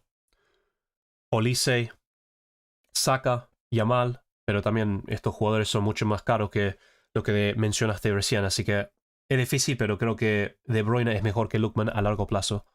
Haaland o Guirassy. Haaland. Should I wildcard? Have free transfers though? I probably would wildcard, yeah. You've got Rafinha who's out. You've got Schuiten up front. No, sorry, not Schuiten up front. You've got Schuiten in the midfield. Pavlidis is okay, but yeah, I think you can make a lot of upgrades there. I would wildcard. Can I go Yamal captain then switch to Haaland? Yes. Wait, sorry, sorry. Let me go back. You can captain one of Yamal or Haaland, but only one of them. It's one captain per day. And up until matchday 8, where everyone plays at the same time, we have games on the Tuesday and the Wednesday. So in this scenario, what I'm recommending is to captain Haaland, and Yamal is still absolutely fine. And then on the Wednesday, you can captain one of Kane or Mbappe. That's the way to go. Dan Burn or Trippier? Not much in it. I probably would go for Dan Burn. I think he's a bit more nailed on overall. If I did Limitless this week, will I get 4 transfers? No. No, you won't. You can only have 3 transfers maximum in the league phase. And this is the only time where you can only have 3 transfers, or roll, should I say. In the knockout stages, you can't roll, but you're going to have more transfers in most scenarios. Haaland or Guirassy are covered. Got Adeyemi, DeMarco, Yildiz, Güler. Any suggestions on transfers? Yeah, according to the Sky Sports Italia predicted lineup, DeMarco's not in it, and I do trust them based on what I saw last year. So I would sell DeMarco for Dumfries or Gabriel. It depends on which defenders you've got and have you covered Arsenal and Inter Milan defensively. And for Adeyemi, maybe Calhanoglu would be a good option to replace him. It just depends. I don't know who you've got in your team in the midfield and your other defenders, but yeah, I would keep Yildiz and Güler out of those 4. Best cheap midfield 5 to afford big front 3. But that's the problem. You don't want to just go really cheap in the midfield. You still want to have at least one somewhat expensive option. I've got Elise and Calhanoglu who are sort of mid-priced. But yeah, I'd say Calhanoglu, Yildiz. I've talked about these options before, right? And even some of them in the last couple of minutes. I think Igor Paxao is decent for those that want to go there. Anthony Gordon isn't too shabby, but he's not my favourite. I liked Adeyemi, but his form has dipped and we could see him rotated against Copenhagen. Arda Güler is okay. Caicedo. Enzo Fernandez when he's available. Yilmaz from Galatasaray. You've got plenty of options there if you want to go really cheap, but I don't recommend that. Gravenberch isn't out, but I don't think he's going to start. De Bruyne for the long run, will it be a good pick? Yes, I just said that. Pedro Gonçalves and Arda Güler, hold or sell? I think Güler is more of a hold. Pedro Gonçalves sell, even though he scored over the weekend. Would you do Adeyemi to Gordon or Yildiz to Gordon? I'd rather sell Adeyemi based on the predicted lineup I saw from UEFA, and I could see Adeyemi being benched. I don't think Yildiz will. Worth taking a hit to sell Adeyemi for Paxao. It also gives me money for future transfers. Yes, I think so. Now, this could all backfire, and Adeyemi starts and he scores, and we're all kicking ourselves, but that comes with the territory, right? Yeah, I think Bastoni's predicted to start. I'm going to go for that very soon. I have 0.5 in the bank, 2 free transfers. My team is Kane, Haaland, Mbappe, Xavi Simons, Elise, Calhanoglu, Güler, Yildiz, Dumfries, Van de Ven, Howson, Calafiori, Anton, Carnesecchi, Raya. Yeah, so Howson, I don't think will play this week. He's a sell. The same goes for Xavi Simons. I think he's going to play, but I don't rate him too much as a UCL Fantasy option at the moment. So, yeah, those two are the priority sells. I think the rest is fine. Any good mids at 5 million budget? Yilmaz. Kalanoglu or Gordon? Kalanoglu. Gerard Martin and Eric Garcia, who is a long-term pick? Neither, to be honest. I don't think either is a really good pick. Diogo says, what do you think about selling Yildiz to buy Gula and sell Gabriel to buy Bastoni or DeMarco? I mean, why would you sell Gabriel to get one of Bastoni or DeMarco? Maybe you get a better chance of a clean sheet this week, but the clean sheet odds actually are in favour of Arsenal, surprisingly. But if you got Raya in goal, I understand it. Otherwise, if Gabriel's your only Arsenal defensive coverage, I'd keep him. I wouldn't sell Yildiz to buy Gula either. Ivan says only Limitless available. I have Bergvall, Akanji, House, and Gravenberch. Should I use Limitless? I'd consider it, or at least make free transfers for a -4. Unless you got free transfers. I'm not sure what's going on where some people have free, others have 2. It's a bit weird. I've already used Limitless last week and did well. However, now my original team isn't good. Yes, that was my main issue with Matchday 2. I had a lot of long-term issues like Rafinha and stuff like that, and the Limitless wasn't going to solve it for me. Should I take a -12 and change my team or use wildcard? I just use the wildcard. Not ideal, but better than a -12. Is Koundé a good starter?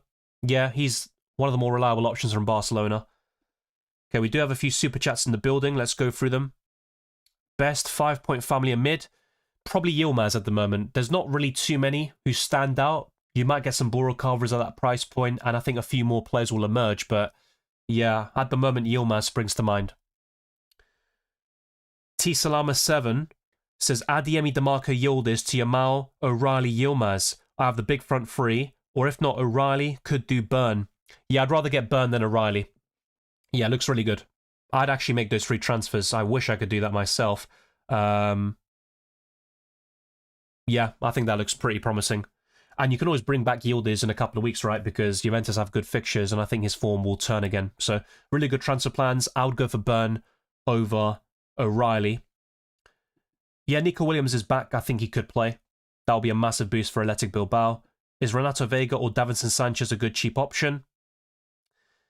Well, Galatasaray have good fixtures, but the players I'm looking at are Osimhen, and that's only to fund Yamal in the midfield, and Yilmaz in the midfield. So, yeah, I'm not really looking at the defenders too much, but they're okay. Thoughts on Gordon? I've been asked about him a lot today. I don't know what else I can say. Even in FPL, I think a few days ago, he's decent, but I'm not a massive fan of him in UCL Fantasy. He has 3 goals so far. He scored 2 penalties against Union Saint-Gilloise, but I think Voltemada is the best Newcastle attacker, albeit you don't want to go for Voltemada over Kane, Mbappe, Haaland, and I think Anthony Gordon in the midfield is a decent substitute. There aren't many standouts in this position, so I think Gordon could be a decent differential, but I'm not a massive fan. Is Koundé a good pick? Yes. Best Gonçalves replacement. Depends on your budget, but Kalanoglu's good. I think O'Reilly, I think he won't start. That's my prediction, but maybe I'm wrong. And of course, he would be a great 4 million defender, but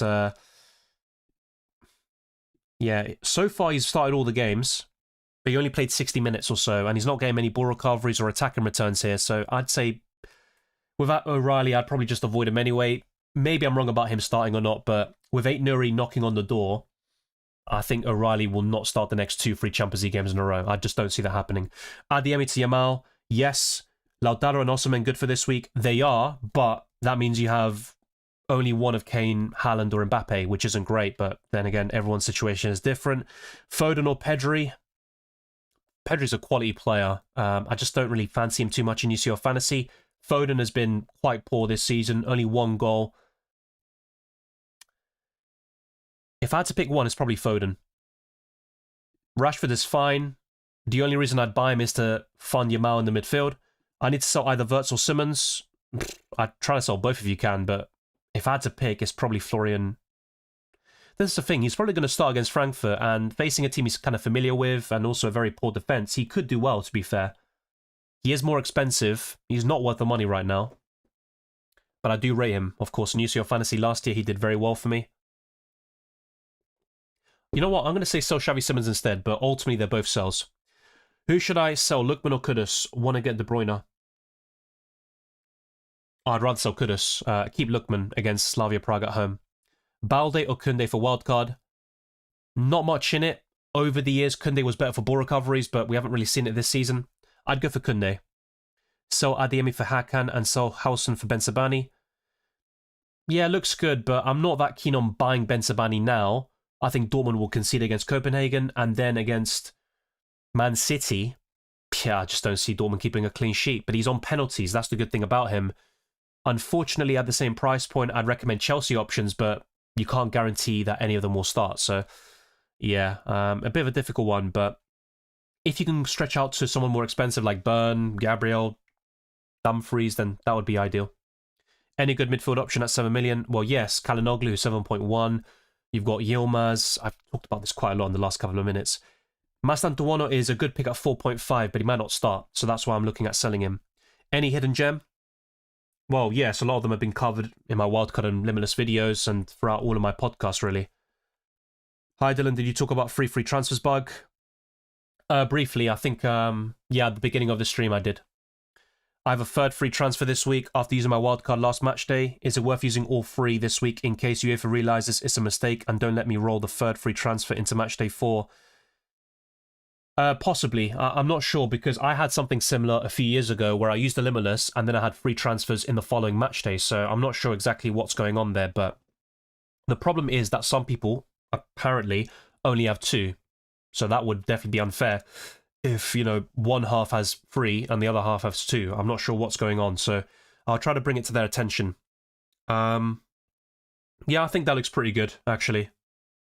And I've been talking about Yilmaz quite a bit as a budget midfielder. It's mainly because of the fixtures and he's cheap. That's about it. We'll be captaining Rashford today, although I have Lamine as well. Hopefully a free kick goal today from Rashi. I mean, he's got a few free kicks in his locker, but it's not something you can rely on. But all the best of luck, and it's something different. And I always encourage people to do something a little bit, you know, unique on the Tuesday with the captaincy if they can and if they want to, because you've always got the Wednesday options to fall back on, and you've got Kane and Mbappe for tomorrow. Nothing happened to the Marco, but Sky Sports Italia don't have him in the lineup. That's as simple as that. Salah to Yamal, good transfer? Yeah, I think so. Gusto or Chalobah? I'm not sure if either start, though. That's the problem. Chalobah's a bit safer, so if you want to play a little bit safer, maybe him, but I can't guarantee it. Now, before I saw UEFA's predicted lineup, I was thinking that James would be on the bench and Gusto starts, but yeah, I think it's one or the other this time round. Yeah, it looks fine. The thing is, I'd only sell Mastantuono in this situation if you don't think he starts, because if you do, I'd keep him for another week and then sell to Yilmaz, for example. Or you could go to Yildiz, but yeah, probably Yilmaz, I'd say. Yeah, Yilmaz. For those that want to do like Mastantuono to Yildiz or vice versa and stuff like that, I'm not so sure. And I do prefer Yildiz in the long term anyway. Yeah, top 5 mids. If you have seen my wildcard and limitless videos, you know what I think. So it just depends on the context if we have unlimited budget or not. But I think in isolation, the best 5 midfielders are Yamal, Saka, Elise, Kalinoglu, and then it's a bit more difficult, but I think Yildiz does enter the conversation long term. I really think that. I think those 4 are quite clear from the rest. Then it's very congested. If you want a budget option, I think Yilmaz is fine from Galatasaray. I wouldn't be going for Adeyemi right now. He might even be benched, which UEFA have predicted. So yeah, that's probably what I would recommend. Even Lookman as a 1-week punt, although longer term I'm not so sure. He's not having the best of seasons as well. Enzo Fernandez, when he's available, would be in that conversation, but at the moment that's not the case. Sell Guirassy for Rashford or save a transfer for Matchday 4. I'd probably save a transfer. Keep Akanji or sell to Dumfries? Sell to Dumfries. Should I sell Suarez for any 5 million striker? Maybe Burkhardt, but he's facing Liverpool. He's the only 5.1 million forward I'd recommend. Otherwise, just keep Luis Suarez. Nathaniel Brown and Ansu Fati or Quenda and Paxal, thanks. Probably Paxal and Quenda. Suggest the third Barca asset, not forward for this week. Got Yamal and Koundé. Rashford. Sí es posible que Malo Gusto sería titular, pero UEFA cree que estará en el banco Y para mí es entre Reece James y Gusto. Y no van a jugar juntos como hicieron en algunos partidos contra Liverpool, por ejemplo. Así que podría ser titular, pero también hay una posibilidad que esté en el banco. No estoy convencido y no creo que lo voy a comprar en mi equipo. I'd probably captain Haaland. You saw my captaincy list as well. I just recommended Yamal for some people who want to go a bit different because you've got the Wednesday options to fall back on. Yeah, Thuram replacement, Rashford, Osimhen, if you want someone at a similar price tag. If you can stretch to Lautaro Martinez, I also like that. But yeah, I think Osimhen is probably the best long term in terms of those that are at 8 million and below. Hey Dylan, how are you? Gakpo for mid and Cucurella for defense respectively. What do you think? I wouldn't go for Gakpo. I know he scored in the last 2 games, but he also missed some big chances, and obviously you can point towards him getting, huge opportunities. If he keeps on doing that, then he's going to get some returns, but not for me. Cucurella though, yeah, I like that a lot. Looks really good. Omara, yes, but some people have said they only have 2. That's where we could have issues. I'm not sure if some people maybe made a transfer, during the international break, because that obviously counts for Matchday free. I'm not sure, but that's what people are saying. We'll see what they say. Defense for 4.5. I was looking at Gusto or Chalobah, but I'm not sure if they start. Araujo will get the nod, I think, against Olympiacos, and we're going to find out in 10 minutes anyway with Barca. So if Araujo starts, that's the best 1-week punt, so to speak, but long term, I'm not so sure about that. Caicedo or Paxao? Paxao has the highest ceiling. Caicedo offers you kind of consistency and a baseline score. He blanked against Bayern Munich, but in Matchday 2, he got a few ball recoveries. I'd probably just go for Igor Paxao, to be fair. I think that's probably the better pick. Should I just wildcard if I'm showing 2 free transfers? I'm not sure what you mean by that. I would only wildcard if you want to make wholesale changes, like 6, 7 plus. I prefer Mastantuono over Bergval, but there is a chance Mastantuono is benched. Any good midfield at 6.57? This has been covered a lot, mate. It has been. But yes, there are, even at cheaper price points, there are a few like Yilmaz, Caicedo, Igor Paxao, etc. Hakim and Yilmaz in for Howson and Simmons. Wildcarding in 4. Yeah, looks good. I'm not so sure about PSG keeping a clean sheet against Leverkusen, but they should win that game. Thinking of Adeyemi to Yamal, Kalinoglu to Yilmaz, DeMarco to Burn, already have Dumfries. We'll have to take a -4 to get this, though. Thoughts? I'd probably do it, though. Yeah, I'm not a big fan of selling Kalinoglu, but it makes the funds available to get Yamal. Yeah. Look, with DeMarco, it's what Sky Sports Italia have reported. It looks like he could be benched, and I trust them. Based on what we saw last season, every time I showed their lineups, they were correct. Could they get something wrong? Or was there a late change in the lineup? It's possible. So you never know what can happen with these lineups, but yeah, I think that's a good -4 hit. Let me just have a look at Twitter here.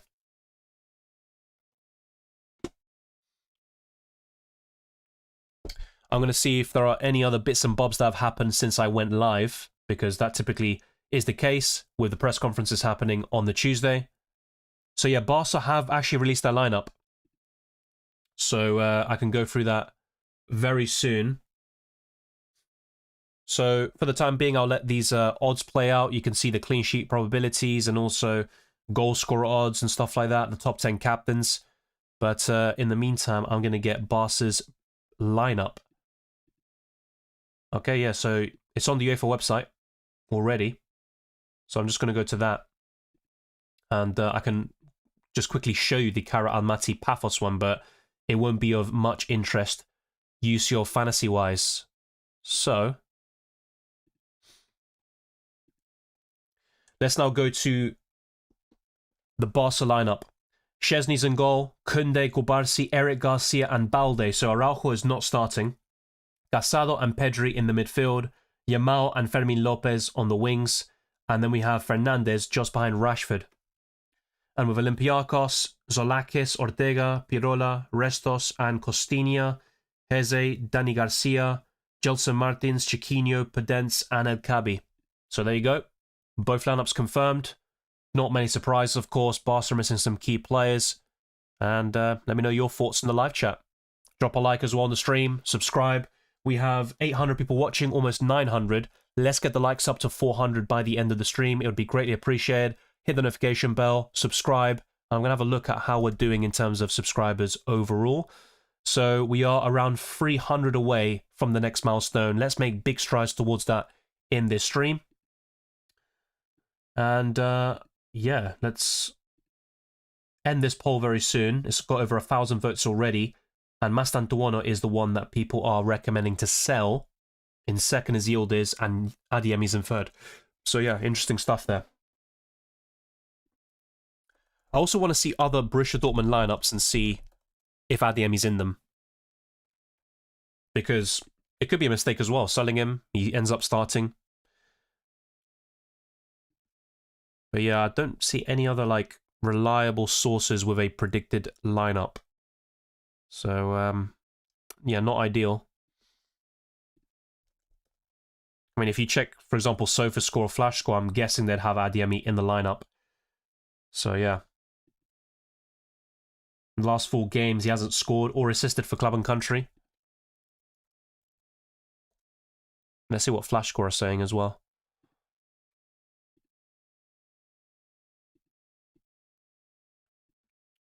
So for Dortmund, they think... Yeah, they have Adeyemi starting as well. But ultimately, they have no inside information.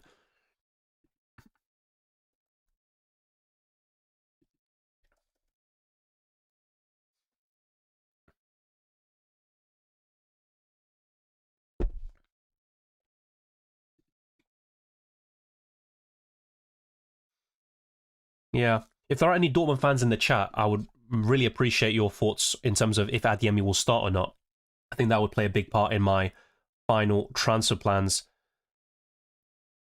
Thank you, Ahmad. Limitless, Donnarumma, Neuer, Dumfries, Bastoni, Balde, Koundé, Cucurella, Yamal, De Bruyne, Saka, Çalhanoğlu, Kane, Haaland, Mbappe, Salah. Just fails the eye test for me, and I see Arsenal conceding. Yeah, that's fair enough. I mean, they're third in the clean sheet odds, but yeah, Atletico are a good team. They've got some quality players like Alvarez, so yeah, I'm also predicting, I think, like a 2-1 now for Arsenal.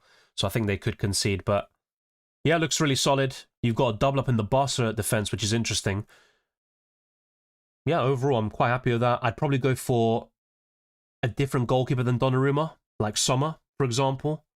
But then again, you got Dumfries and Bastoni with Çalhanoğlu, so I understand what you've done there. But yeah, it looks really good overall. And some picks are similar to what I talked about in my Limitless, but you've got a few new ones in there. And ultimately, you just got to back your gut. So yeah, Salah's not in your Limitless team. Makes sense. Yeah, his form has been pretty terrible recently. It looks like it. I can't guarantee that DeMarco will be benched, but yeah, I trust Sky Sports Italia. That's all I can say. Not sure about 2 weeks though, Ezra. I'd just probably avoid personally, but that's just me.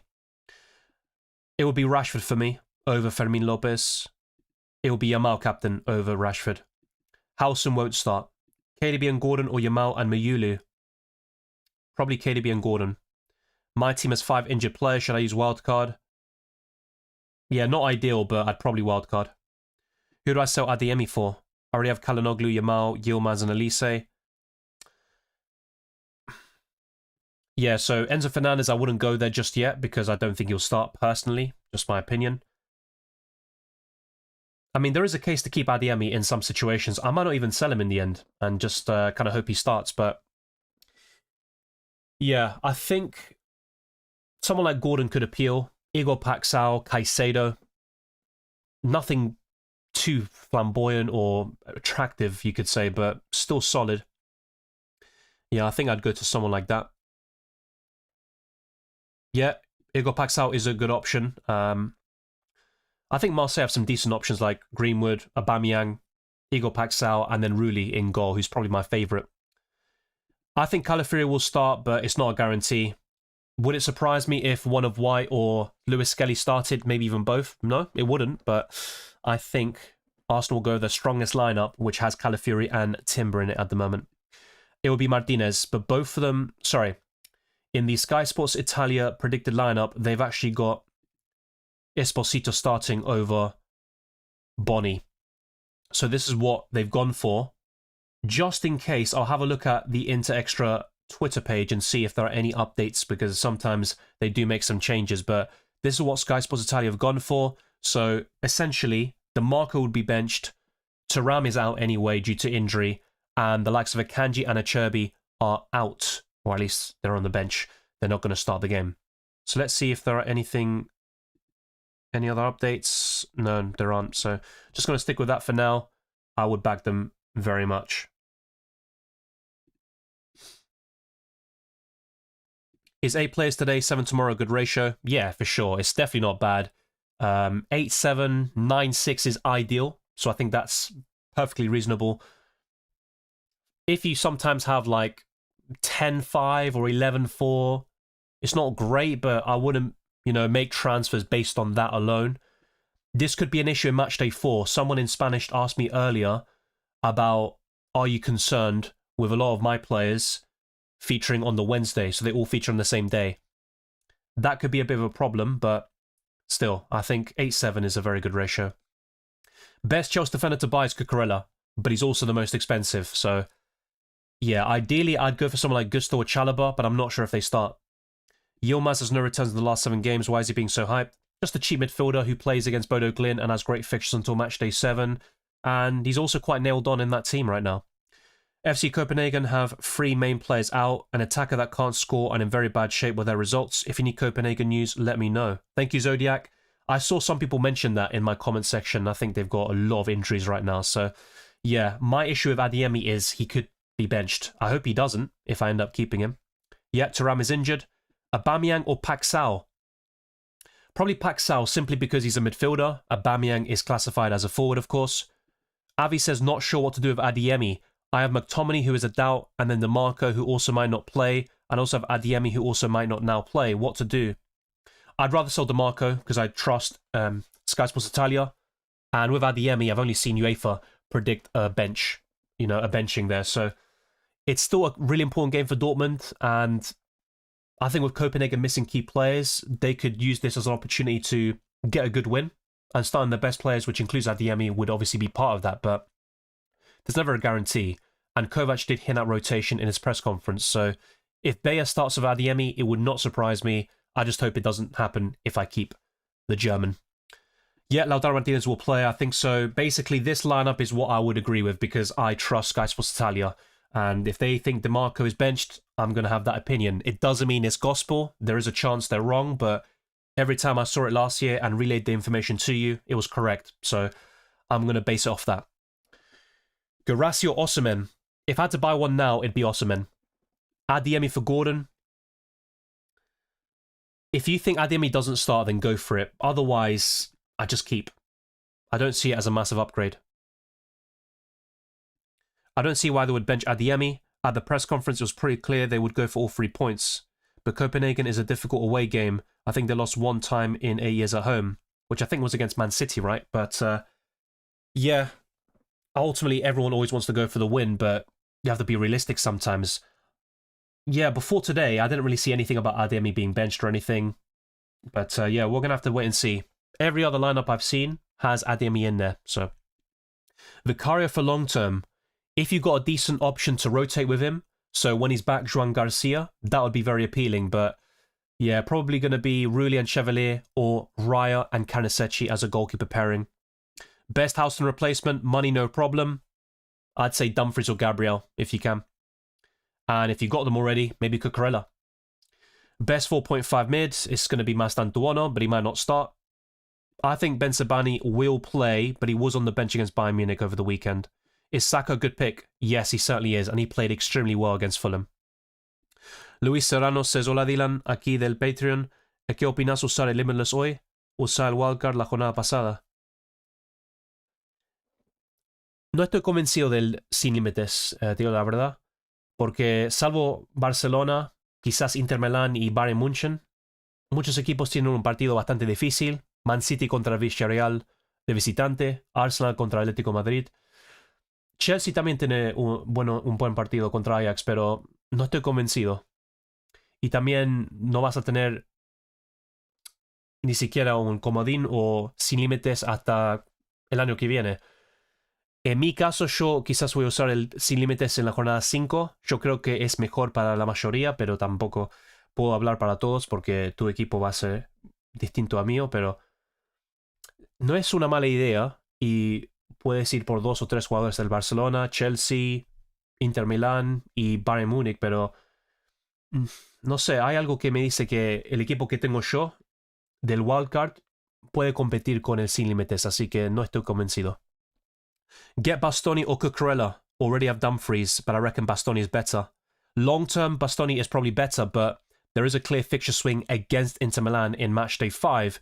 Whilst Chelsea have good fixtures throughout, I think Barca is one of the main exceptions there, but yeah, it just depends really. If you got Dumfries already, I'd be tempted to go for Cucurella and diversify your defence, but a double or triple up in Inter until matchday 5 is certainly viable. Yuri says Adeyemi is also out on RotoWire. Yeah, a few sources on predicted lineups, they're kind of varying. There's nothing definitive. I just wish there was like a German newspaper or something that had a predicted lineup. I'd love to use that instead. Sorry about this, by the way. I'm not sure what I'm doing. Let's go back here and stick with the... Oh yeah, still on this screen.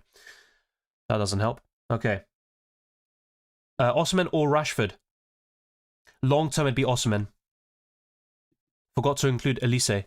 Yeah, I mean, he's a great option anyway, so I'm happy with your limitless squad, to be fair. Copenhagen either start Witty Mokoku or the new 19-year-old academy kid that got his first 45 minutes this weekend. I hope I didn't get baited. I don't think I did. And yeah, Zodiac is someone I trust anyway. A long-term member of the channel.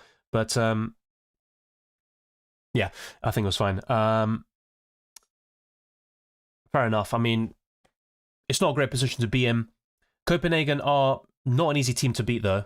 We have found that out over the years, where we might have captained a player like Haaland against them and he ends up blanking. So, yeah, I think this injury situation is a bit unfortunate. Carlos Augusto, ¿lo recomiendas para hoy? Necesito sacar a Hausen. Sí, pero a largo plazo también tienes a Di Marco. Prefiero a Dumfries o Bastoni para cubrir Inter Milan defensivamente.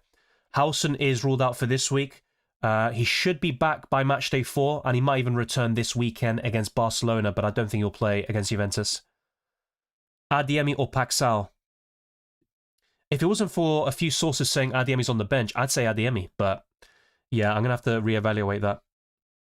As a Juve fan, everything going forwards revolves around Yildiz. He's the talisman of the team, so obviously still a good option. I'd associate the dip in form to fatigue and being under lots of pressure. Yeah, that's fair enough. I mean, I still like Yildiz. That's why long term I'm still backing him when people ask me about the best 6 to 7 million midfielders. But against Real Madrid away, the fixture doesn't look great. And Juventus are winless in 6. It could be 7 by the end of the week. But yeah, I like Yildiz. I'm not in a rush to sell him. But yeah, it's kind of an awkward situation for me. I've got 3 transfers and I don't know what to do with them, to be quite honest with you. Eric Garcia and O'Reilly for Gerard Martin and Hausen. Short term, why not? But I think for match days 4 and beyond, you could see a rotation for those players. And O'Reilly's not a great UCL fantasy pick. He's 4 million, plays for City, and that's about it. He's not getting ball recoveries or goal contributions in the Champions League. Obviously, he got a return recently in the Premier League, but yeah, I'd rather go for more reliable options long term. Should I sell Adeyemi or Calhanoglu? If I had to pick one, it would be Adeyemi out. Best Hausen replacement, money on issue, I covered. Yeah, Hausen is out. A 7.5 million mid, Calhanoglu. Okay, I'm going to end this poll. And yeah, Mastantuono was the winner, actually, or loser, if you want to see it that way. So, let's actually put something a little bit different. And that's about selling one of Mbappe, Kane, or... well, not Kane. He's not going to be sold this week anyway. Let's do this. Would you sell...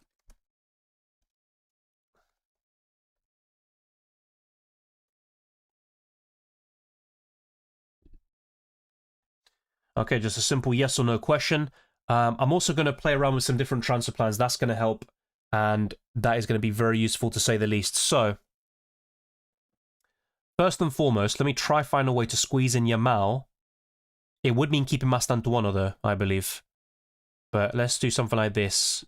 Could I find a way to get Yamal in whilst keeping Mbappe, Haaland, and Kane? So Yamal in, 2.9 million over budget. Maybe Gabriel goes to a cheap defender. That's where O'Reilly could be useful, but I'm just not a big fan of that. Yeah.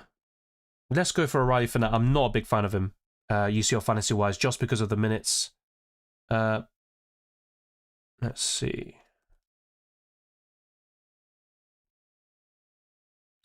Let's go to...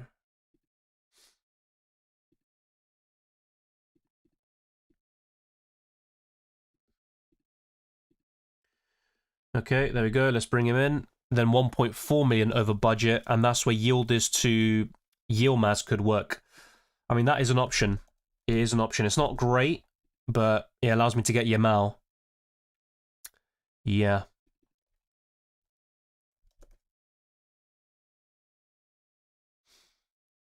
Yeah, something like that could work, but then having Mastantuono and Yilmaz at the same time, I would probably have to make some upgrades in the midfield later on anyway. It is a bit of an imbalance overall, and I am missing out on that sort of mid-price point. I know Kalinoglu is one of them, but then, you know, I will miss out on Enzo Fernandez, Yildiz, who I still like. It's one option. So after that, it's selling Mbappe to then fund Yamal in the midfield, and that's where one of Adeyemi or Yildiz could make way again. 0.2 in the bank. I can still make another transfer. Still a little bit short, though, of Yilmaz, but I could do this. Bring in Yilmaz, and then bring in Rashford. That looks pretty enticing. The only downside is I'm selling Mbappe, but that is probably something I'm more on board with compared to the first option. So, yeah, this is going to be like the most likely from those two. And then if I want to keep Mbappe and just avoid Yamal for now, that is where these transfers are going to be tricky. Because then I look at this team and think, I mean, it's not perfect, but who do I sell? Who do I sell? And obviously, if I saw that Adeyemi was benched, yeah, then I know what to do. But it's not a guarantee. It really isn't. So that's where the last hour or so will be crucial in terms of finalising these transfers. Yes, I would sell Adeyemi to Yamal if you can make that happen. Do you think Enzo starts? No, I don't. Haaland is better than Osimhen. Yeah. Are you willing to lose points to make free transfers? I'm not sure if I'd lose points based on that. I mean, selling Mbappe isn't ideal, but I am bringing in good players in from that perspective. Yeah, Kane will obviously start. Is Rashford or Yamal more important? Yamal. KDB in for Vinicius? Yes, but Vinicius will start against Juventus. Acerbi won't start according to Sky Sports Italia. Yeah, that's a big no so far. Fair enough. Yamal or Fermin Lopez? Yamal. Paxal, Cucurella, Bastoni or Dumfries, Burn, Fati, Yildiz? Dumfries, Burn and Yildiz. What's happened to signings such as Isak, Gyökeres and Wirtz in general? Is Liverpool really in transition, and is it Arsenal's year finally? Well, Arsenal have been a top team for several years now. It's just about getting the silverware now and winning the big trophies. You know, a few FA Cups and Community Shields over the last 5 years isn't going to cut it. Yeah, it's a great opportunity, but Liverpool aren't done yet, and Man City are also going under the radar, so it's a long season. We're in October. If Arsenal get a few bad results, then the pendulum swings the other way, but so far it looks really good, and I think Arsenal are the best team in the Premier League at the moment, but that could obviously change. I think Gyökeres is being a bit overhated. Yes, I want to see more from him, but he is doing a lot for the team, and I actually think him being in the squad is helping Saka a lot, and I like to see that. So he just needs to add some goals. We need to create more chances for him, but yeah, I think Isak, Wirtz and Gyökeres are all quality players. It's going to take some time for them to adapt and to get to their best level, but you know, Gyökeres has been getting a lot of heat, and yet you see Isak, for example, no Premier League goals for Liverpool. João Pedro, no shots in the last couple of Premier League matches. So yeah, everyone has their own opinion. Greenwood or Osimhen? Osimhen. Best 5 million Howson replacement? I like Dan Burn long term, but he's not going to be everyone's cup of tea. I think Calafiori is still good, but there is a chance of rotation, so maybe buying him is not really ideal now. And with Gusto and Chalobah, I can't honestly guarantee you they're both going to start. I think they will, but it's not 100% guarantee. Thoughts on Kvaratskhelia, I'll say. Disrespectful to compare him to Maradona, I should say. yeah, decent pick. Maybe going under the radar a little bit. I think most PSG players are because of their fixtures, but I just don't see myself going to him. I mean, maybe Adeyemi to Calhanoglu. Sorry, Adeyemi to Kvaratskhelia could work, but yeah, I would have to make a downgrade elsewhere. Marseille goalkeeper is fine. It's not just about this match day, though. It's also about how he rotates with your other goalkeeper, and with Chevalier, that is one of the best partnerships around. Gundogan, yeah, he could be okay. I think any Galatasaray midfielder or forward is going to be appealing, but I think it's either Yilmaz because he's cheap or Osimhen up front. Chalobah or Spinazzola? Spinazzola will definitely start. And whilst Chalobah has started every game he's been available for this season, yeah, that UEFA predicted lineup will put people off. If you back Chalobah to start, I'd go for him, but there is a risk.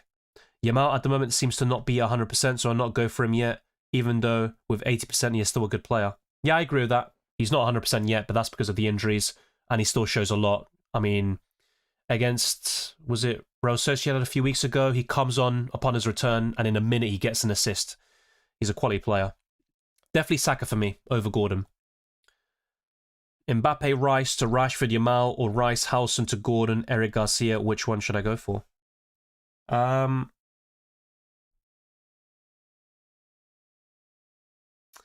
like the Rashford Yamal transfers, but you're selling Mbappe. That's my problem. I'd probably go for the Yamal transfer, though, just because you're also getting Rashford in, and Declan Rice against Atletico. He'd still do well, but it's not something that screams out to me. He's also a suspension risk, Declan Rice. If he gets a yellow, he's going to miss the Slavia Prague game. Is Fermin Lopez a good option on wildcard? He's a good player, but I'm not so sure about him. As a cheap midfielder, why not? But he's not someone I'd actively be buying necessarily.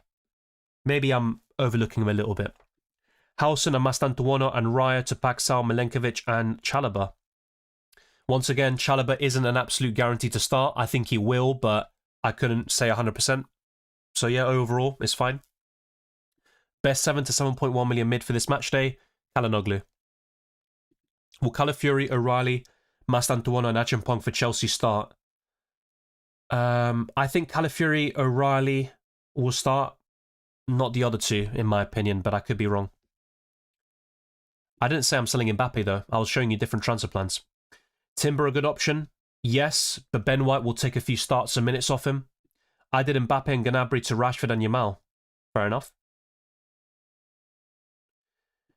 I haven't actually seen any predicted lineups except UEFA. And I did put the link a few times in the live chat, but yeah, they went for Eder Militao. They put Howson in there, but he's not going to start. I think they put Valverde at right back and Carreras at left back. I doubt Yilmaz will start over Sane. Well, if you are a Galatasaray fan, let me know. Keep Saka or sell for Yamal. That's a difficult one because I do rate Saka and he's in good form at the moment. Depends on your other players, but I'd probably say sell to Yamal. I still like Saka though. Would you switch Salah to Yamal, good sir? Yes, because of his form. Hola Dylan, ¿qué opinas de vender a Güler por Yilmaz o Paxao? Ya tengo Chalobah, Olise, Yildiz y Adeyemi. Sí, prefiero a Yilmaz un poquito más, pero Igor Paxao a largo plazo quizás sea mejor, pero también está Yildiz, que me gusta mucho, después del partido contra Real Madrid, pero sí, Arda Güler va a empezar contra Juventus y Barcelona, y está jugando muy bien en este momento. Si con ese millón que vas a tener de Arda Güler a Yilmaz puedes mejorar otra parte de tu equipo, yo lo haría. Chalobah is a good option if he starts, but there is a chance he doesn't. That's my concern with him. I couldn't guarantee you 100%. I personally think he will, but who knows? Will Calafiori and Adeyemi start? I think Calafiori will. Adeyemi I'm less sure about. Paredes says, I limitless last match day. We're to wildcard now.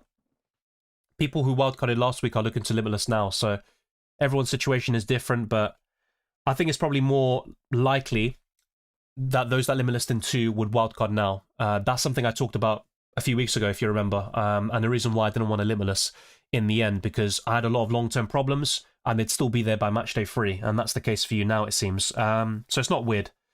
to wildcard now, but it's not ideal. Losing 4 points to get Haaland and Yamal. Who are you selling, though? That's what it really comes down to. But yeah, those two players in isolation look great. Victor Salazar says, hey, Dylan, Voltemada and Adeyemi or Garassi and Gordon?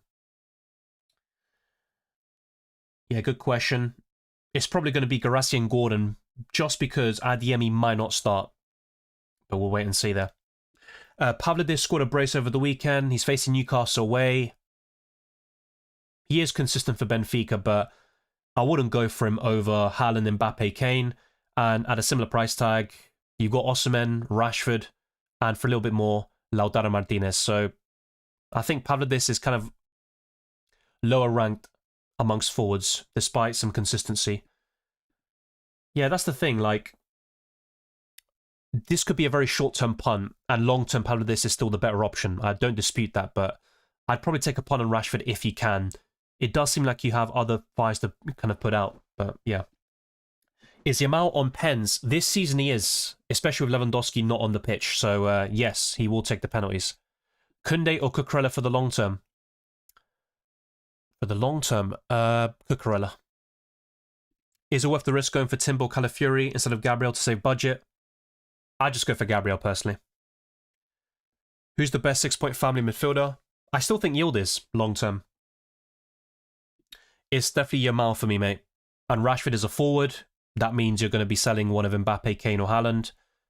I think Howson is injured for Matchday 3. He's not going to play against Juventus, but he could be back for El Clasico this weekend. Thank you, Julian. You fancy Neto? No, not really, to be honest. Never have in FPL UCL Fantasy. Good player, but very inconsistent when it comes to goal contributions. Thank you very much for the kind words. As I mentioned in my team selection and throughout this video today, I'm still finalizing my transfers, and I showed you different plans, which included selling Mbappe to get Yamal, and also to maybe find a way to sneak Yamal in whilst keeping Mbappe. But yeah, nothing really appeals to me right now, and I probably have to start settling on something very soon. Otherwise, I'm going to run out of time. Yeah, Anton will start, I think. Dortmund will rotate in the coming weeks, and it could happen in the Champions League, but I think Anton will get the nod. KDB, good option long term. Still like him. How about Trippier or Balde? Both solid. You could argue that Byrne and Koundé are better from their respective teams, but there's not much in it. They're solid. Thank you, Predators, for gifting 5 memberships. So to the likes of Confused, Andre Fonesca, Johnny Quid, Son of Thors, and JCK, enjoy an extra month or an entire month with early access to my videos, prior to reply to comments. That's going to be very useful in this stream. What about Rashford as a captain? I'm not against it fully. He's actually 6th in my captaincy list behind Elise, who's in 5th, and the top 4 is basically what you would expect. Yamal, Haaland, Mbappe and Kane.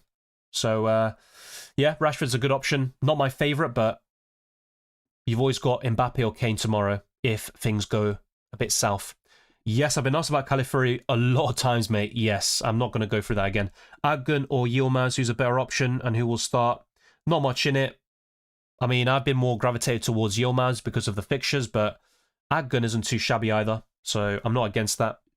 I think on the wildcard, both are reasonable, and having that sort of cheap midfielder is probably worth it to then get the big front three up front.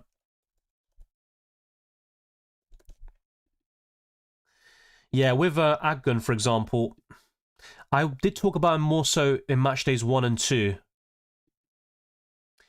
Yeah, he might be the one of more interest, but I did look at some of Galatasaray's recent games and it put me off because I didn't see him start them. I'm not saying he can't start against Bodo Glimt, but if I remember correctly, in Galatasaray's 2-1 win over the weekend, and to be fair, Osimhen was on the bench as well, yeah, Agün didn't start, it was Yilmaz. So maybe they just rested a few key players for match day 3. So maybe Agün is the better pick. It's difficult to say. If I look at the stats over the course of the season, let's see.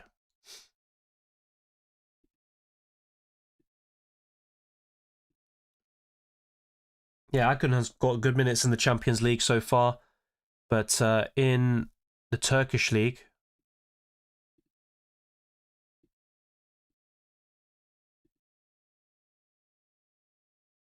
let's see. I Don't know what's happening with this. Yeah, he started 7 out of 8 games. Not too shabby. He does get subbed off a bit early, though. So he kind of averages 70 minutes in general, which isn't terrible. So there's definitely something in there. It's a good question. And you want to get that right. Obviously, someone else earlier did mention that they felt that Yilmaz might be kind of a rotation risk. And I do see that. But yeah, he also has good minutes. 6 starts out of 7 in the Turkish league. And he averages a bit more in terms of minutes per game. But yeah, I think there's not much in it overall between those two. And I think it might even be a case of one is benched this week and the other gets to start, even though they play in different positions. Okay, so I'm going to answer a few more questions and then just lock in my team before I run out of time. Otherwise, yeah, I'm going to be in a lot of trouble. Will you share the screen with the percentage goal scorers? Yes, I did show my team selection, though, and also earlier in this stream. So you can feel free to rewind and then go back to the live section once you're done. And yeah, once I can lock in my transfers, I'm happy to go through the graphics one more time. Yeah, exactly that. Son of Fours. Paredes has done a lot of good things for the channel. Yeah, Jackson isn't too shabby this week, but it's a forward spot, which you could use on Osimhen, Rashford, even Garassi, Lautaro Martinez, and then the big three up front. So, yeah. I'm not so sure if I'd go for Jackson. Thuram to Lautaro or Rashford? If you can afford Lautaro and have a good setup long-term, then yeah, I'd go for Lautaro. What forward and defender would you go for? 12.1 million. I have Kane and Haaland in attack and Dumfries, Van der Ven, Calafiori and Anton in defense. One of Osimhen or Rashford. Obviously, Rashford helps you a little bit more in terms of funds because then it gives you 5 million to spend in your defensive line. But yeah, I'd probably say something like... Rashford and Burn looks pretty good. Or I'd say Osimhen... Question, yeah. Yeah,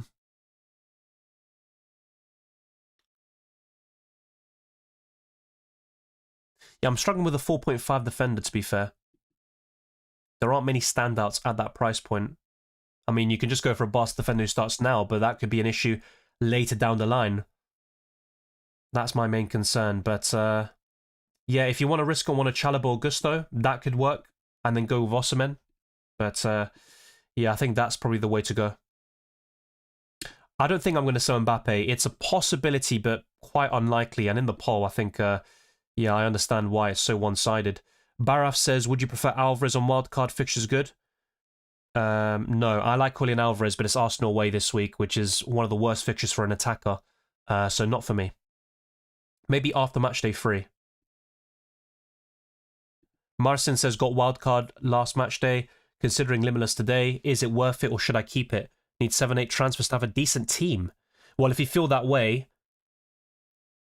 This is the thing, though. Is it a fixtures thing, where a lot of the players you wildcarded in have poor fixtures now? Because if that's the case, then yes, I'd Limitless in Matchday 3, but if you still have these issues in Matchday 4 or 5, then I'd probably just stick the Limitless until then. My plan is to Limitless in 5 after wildcarding in 2, like you did, so... Yeah, it just depends on that factor. Are these 7 to 8 players or transfers you need to make, are they still necessary in future match days as things stand? So, yeah, I think that's what ultimately decides it. But if it's only for this match day, use the Limitless. Jackson in for Thuram. Not terrible. I'm not completely against it, but I think Jackson goes a bit under the radar. And I think Rashford and Osimhen would be the standouts at a similar price tag. Have you considered captaining Yamal? Yes, because I covered it in all my videos, mate. Yamal is 4th in my captaincy list as well. And I even told people who want to chase a little bit that they can go for him over Haaland on the Tuesday and then captain one of Mbappe or Kane tomorrow. Thoughts on Cuenda and Gonçalves this week, Dylan? Yeah, not a big fan there. Ultimately, Sporting assets were there for the first match day. They were very disappointing for me, but let's not talk about that again. I'd probably rather sell Cuenda instead of Gonçalves, personally. Best defender for Limitless, probably Dumfries. He's the best one overall. Mbappe to Haaland, probably not, actually. I like Haaland a lot, but Mbappe is still a great option. So Haaland's 2nd in my captaincy list, Mbappe's 3rd. It could easily be switched around. Howson and Aklioche out for Burn and Pasalic. Good moves. I'm not so sure about the midfielder one, but Howson to Burn, looks solid. Politano, 5-point family mid long term. It's okay.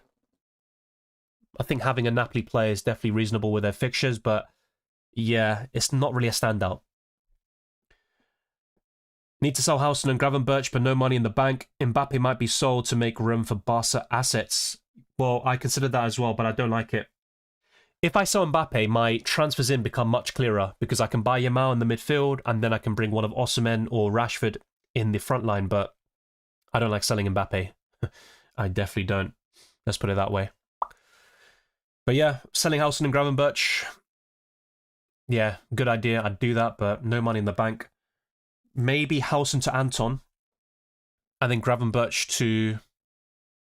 This is the thing, though. If you do Gravenberch to Yilmaz or Akgun, you can use that to upgrade Howson to Bern or something a bit reliable long-term. So that could be considered. What about Van der Ven, Mastantuono and Adeyemi out and upgrade? Yeah, it's a possibility. I mean, in my case, Van der Ven to O'Reilly maybe, and then use those funds to upgrade Mastantuono. I'm not particularly enthused by it, and even with the Galatasaray midfielders, there is a chance of rotation there as well. There might have been a super chat I missed. I'll make sure that I haven't missed it. Thank you to Marcin. So yeah, you did put another super chat there as well, and I did go through that. But thank you very much, and to all the members and everyone else who's been sending in super chats. We are close to achieving that goal. Let's close in on 37,000 subscribers. Drop a like on this video. We have over 1,000 people watching, and it typically is the case for these UCL fantasy streams. Baraf has been a member for 4 months, and he says, would you prefer... Oh yeah, I covered this, but I like Alvarez a lot. I wouldn't buy him in just yet. That's covered earlier.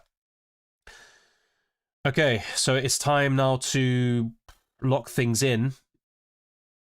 I'll let the poll reach 1,000 votes and then end it. And yeah, thank you, Dave, and also to all the moderators for helping things run smoothly. Yeah, even Liverpool, for example, they're in poor form, and Juventus are winless in the last 6, so I don't think it's a terrible fixture for Mbappe. Better to wildcard this week than Limitless then? Well, if your team's in good shape, why would you need to wildcard? Just because a lot of people are using a chip, if you feel your team is good, you don't need to use a chip, in my opinion. No saqué a Adeyemi todavía, pero hay una posibilidad que esté en el banco. Y vamos a ver. Pero te digo la verdad, no tengo claridad de esto. No sé por seguro si va a estar en el banco o si va a jugar el partido, pero me imagino que jugaría el partido porque es muy importante para Dortmund, pero también el técnico habló de posiblemente cambiando algunas cosas porque 5 de los próximos 6 partidos que vienen son de visitante y tienen que hacer cambios. Salah Tielemans for this match day only. Yes, and to be fair, that could stick long term. ¿A quién pondrías si no tienes presupuesto para Haaland? Osimhen, Lautaro Martínez o Rashford. Si tienes el dinero, yo diría Lautaro Martínez. Dylan, Cucurella or Reece James? Cucurella. Best Formula defender, please. Anton or O'Reilly? Yeah, Lookman should start. I covered that earlier. Best 7.5 to 7.9. At that specific price point, I'm not so sure. I think Gordon's okay, but you've got Kalinoglu, who's even cheaper. Caicedo for Adeyemi? Possible. DeMarco could be benched according to Sky Sports Italia, and I do trust them for Inter Milan lineups, so it would be Bastoni for me, but Dumfries is my favourite. I think both of them could start together, but Arda Güler will start for me. I'm more convinced about that than Bellingham. I would captain Yamal, but it's up to you, mate. Okay, what I'm going to do very quickly is go through those graphics one more time, since people are asking questions in relation to that. You can see the clean sheet odds now on screen. Barca are top. Athletic Bilbao, Arsenal, Chelsea, Bayern Munich and Newcastle are in the top 6. Olympiacos are bottom. And we do have a team in joint 6th technically in Real Madrid. Atalanta, Inter Milan and PSG complete the top 10. Dortmund, Man City, Galatasaray and Paphos narrowly miss out. Even Kara Almaty as well in that matchup with the Cyprus team. So that's going to be an interesting one. But if you look at the bottom 5 squads for clean sheet odds, Eintracht Frankfurt, Karabag, Ajax, Club Brugge and Olympiacos are the least likely. And with goal scorer probabilities, Kane is top, Osimhen is second. Then we've got, just ignore Joao Pedro, he's suspended, so forget about him. Mbappe is third. Haaland, Scamacca, Garassi, Yamal, Salah, Torres, Icardi, Lautaro Martinez, Jackson, Diaz and Lookman are in the top 14 for the goal scorer probabilities. And with my top 10 captains, nothing's changed from the last couple of days, even though Salah could arguably be omitted from this. Guirassy is 10th, Salah is just about 9th, and maybe he is a bit too high. Martinez and Dumfries are just outside the top 5 with Rashford. Elise is 5th, Yamal is 4th, and I've got Mbappe in 3rd. Haaland is narrowly 2nd, and Harry Kane is top. But I think that front three is always going to be up there in every single match day. Okay, so there was also a question about transfers and chips. So you might not see any highlighted messages or even my face. Just let this play out and pause if necessary. I'll talk about all of this in my chip strategy guide. So I provide commentary and it makes things very clear to every single UCL Fantasy manager. But here it does say, if I rewind a little bit here, you can only roll 1 transfer in the league phase with a maximum of 3 transfers. So you can't have 4 or 5 transfers in the league phase between match days 1 to 8. And for some people, they wildcarded in 2 and they have 2 free transfers. That's what they're saying. And yet others have 3 free transfers. I'm not sure what's going on there, but if you did make a transfer in the last couple of weeks after the Matchday 2 deadline passed, then that would eat up into your Matchday free transfers. So just bear that in mind. Everyone should have the same number of free transfers in that situation. So I'll let this play out as well. And ultimately what I recommend is using both chips in the league phase, but with Eliminus, do not use it in Matchday 8. I think that would be a waste. I'd rather wildcard in Matchday 8 actually, because you can turn that into a Eliminus chip by chipping out your bench and investing all your money into the starting 11. You can see the FDR between match days 1 to 8. Of course, the first 2 match days have gone by already, but you can also use this as a guide for future match days as well. And you can also see different facets of the clubs broken down. So there you can see the kind of top fixtures highlighted for every single team, and then the top teams being focused on, and that is the top 16 overall, even though there are some underperformers in there, as we've seen this season. So I wildcarded in 2, and my plan is to limitless in 5. It's still quite open. Like, I could limitless in a different match day if necessary, but it ultimately will be between match days 4 to 7. I don't see myself limitlessing now in match day 3, to be honest. So between match day 4 and 7, I will use that limitless chip, not in match day 8 and not in match day 4, where I'm struggling for my free transfers.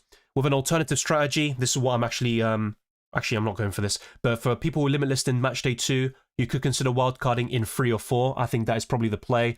Last season, I used the limitless in match day 3 and wildcarded late on for the first time ever in UCL Fantasy in match day 13, the first leg of the quarterfinals, and it was okay, to be fair, but I think there is a bigger gain by using these boosters in the league phase.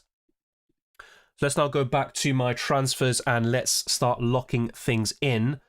Drop a like, subscribe, all that good stuff. You know the drill. Share it. Also comment. Join my Discord server, the UCL Fantasy League. Check out my Spotify. Leave a 5-star review. And also click the join button on YouTube or become a patron at patreon.com/FPLDylan.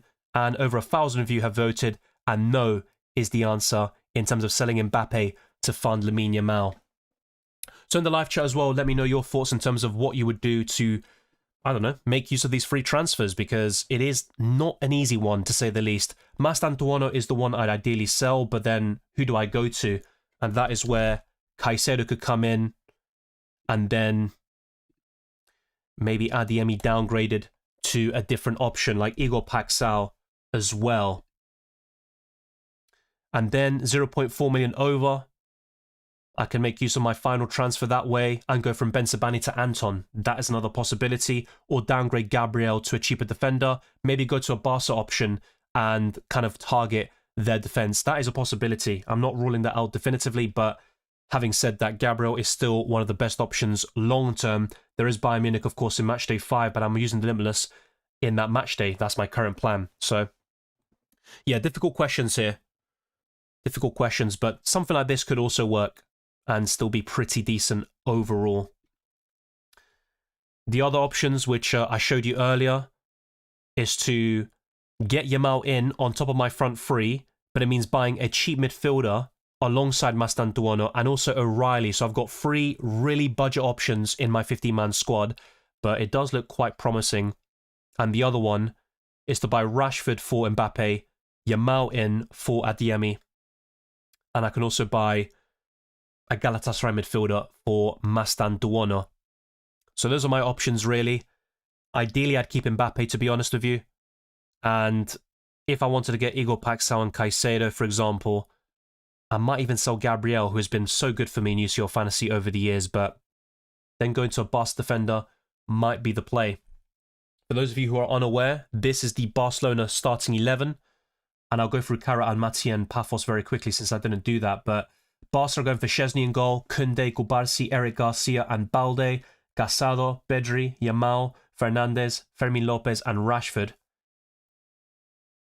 And Olympiacos are going for what you would expect, really. I think UEFA might have gotten that completely spot on with their prediction. As for Dortmund, as for Kara Almaty against Paphos, these are the lineups. Feel free to pause, go to the UEFA website and check out, just every single match, and you can see these lineups for yourself, but that is all on screen for you. The Barcelona is the one of main interest, and I might even get one of their defenders since they're top of the clean sheet odds for Matchday 3. Let's now go back to my transfers again and start locking things in because I do not want to leave this to chance. And let's see what you lot are saying in the live chat. I have Savic from Napoli, who is the best 4-point family and goalkeeper to rotate. Kanasecchi would rotate well with him, I believe. I do have a list of all the goalkeeper rotations that work. So just give me a second and I'll have a look. So with Napoli, yeah, I think Kanasecchi. Yeah, that is a good rotation. Jonathan says, Hola capo, un central por 5.5 millones o menos, que no sea Mastantuono. Y un mediocampista de Galatasaray como Akgun o Yilmaz sería bastante bueno. Mbappe, Adeyemi Howson to Rashford, Yamal, and a family and defender. What's a good family and defender? Dan Burn.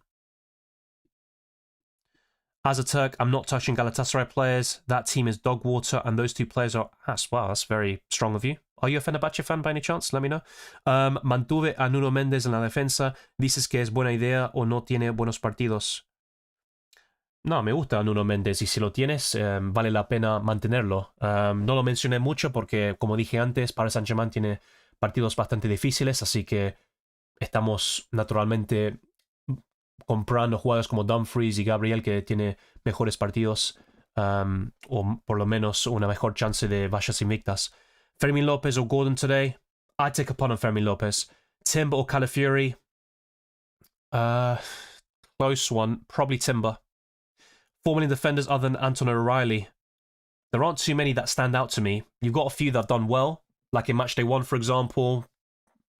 I mean, do you take a punt on a Paphos or Kara Almaty defender like Lucasen from Paphos? But it's just not worth it because long-term they've got poor fixtures and they'll probably get beat most weeks anyway. Really trying to make this Yamal move without selling Kalinoglu. It's going to be tough. I think O'Reilly will play, but his minutes aren't secure. What about Adeyemi out, Gordon in, Van de Ven out, O'Reilly in, and someone for Mastantuono with 5.6? That's a good choice, or a good set of suggestions. Yeah, I'm just not particularly fond of O'Reilly. Now, if I had a different defender to Ben Sabani, I'd be quite keen to buy Anton as my 4 million defender, but I don't want to double up on Dortmund defensively, that's for sure. But, yeah, not really a big fan of Gordon. He's good. He's okay. He's been doing really well in the Champions League this season. So I'm going to get this up as well. Have yet another set of transfer plans ready just in case, because this could go down to the wire. Unfortunately, I don't want it to, but I think this week has always been quite difficult in terms of deciding what to do with my free transfers. But let's do Adeyemi to Gordon. I believe you're right. I'd have 5.6 million to spend to replace Mastantuono.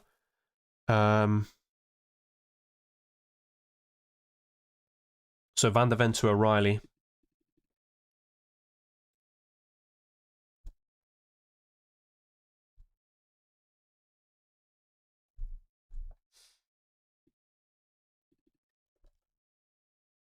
Okay, and then, yeah, 5.6 million.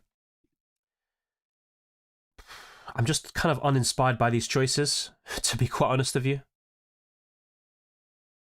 But yeah, it's a decent shout, actually. Okay, let's see. Let's go to affordable and see what we're working with these transfer plans.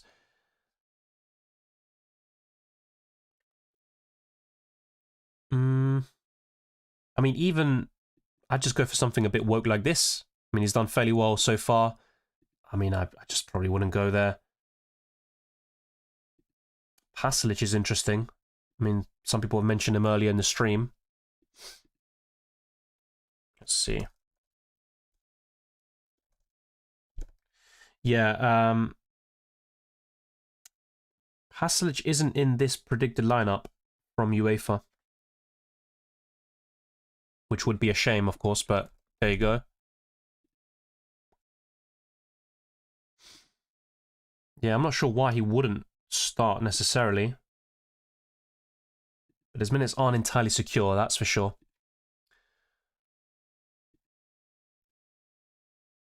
Just having a browse on Twitter, seeing if there are any other updates that I can provide you. I did talk about everything that I've seen over the past couple of days. But, yeah, I don't think there's anything else. It's kind of a shame. I'd like to have more clarity so then I can, you know, just make the transfers and not really think about it too much. But not exactly ideal. I've seen a Galatasaray predicted lineup, which I could, briefly read out. So, yeah, none of Akgun, I believe, or Yilmaz are starting in this provisional lineup that I've seen here. So that's not great. Yeah, that kind of puts me off from the 5 million midfielders from Galatasaray. I mean, for a little bit more, this would be ideal. If I could if I can get Igor Paxal, but then, yeah, instead of Gordon, maybe just stick with a 6.5 million midfielder. And if Enzo Fernandez was fit, I would definitely go for him, but that isn't the case at the moment. So, yeah, not an easy one here. Trincao. Nah, I just don't see myself going for him. So, yeah, I'm looking at the list here, and the midfielders are quite uninspiring. It's a bit similar in FPL, actually. But, yeah. Caicedo could do the trick. So it's kind of similar to what I showed you. What is it here? Instead of selling Gabriel, I sell Van de Ven instead. I don't really mind that, even though Spurs have good fixtures. Yeah. I might do something like that and go for Caicedo, but I just would want someone a bit more exciting, more offensive in that midfield. But yeah, that is good suggestions there by Twisted Parky. I do appreciate that. Just need to finalize that last transfer, and then I'm good to go. Let's see what the people are saying. And very quickly, I'll show you this Galatasaray predicted lineup that I've seen. So let's do that.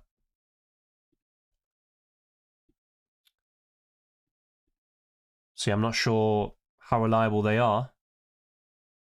But yeah. Take from it what you will. That's what they've gone for with Galatasaray's predicted lineup. I'll leave it on for a few seconds to minutes. So drop a like on this video. Let's get to 400. We are getting closer to that. Subscribe, hit the notification bell, all that good stuff. And yeah, very soon we are going to wrap things up. Thoughts on Quendon Gonçalves this week, Dylan? I was asked about that earlier. I'd be more keen on keeping Gonçalves out of the two. Fermin Lopez, bro. Yeah, that's a good shout. Fermin Lopez, at least for a 1 week punt. I'm not against that. That's actually a very good shout, yeah. Cheers for that. He's not really the one I'd recommend over Yamal or Rashford, but it's all about budget, right? Should I sell Ben Sabani or Calafiori? Ben Sabani's on penalties. Both of them have a slight rotation risk this week, but yeah, if Calafiori is your only Arsenal defensive coverage, I'd definitely rectify that in future match days. So I'd probably sell Calafiori at the moment, but try to have an Arsenal defensive coverage in the long term if you can. I think Rangers will start, but the minutes will be managed. We saw him subbed off early against Everton over the weekend.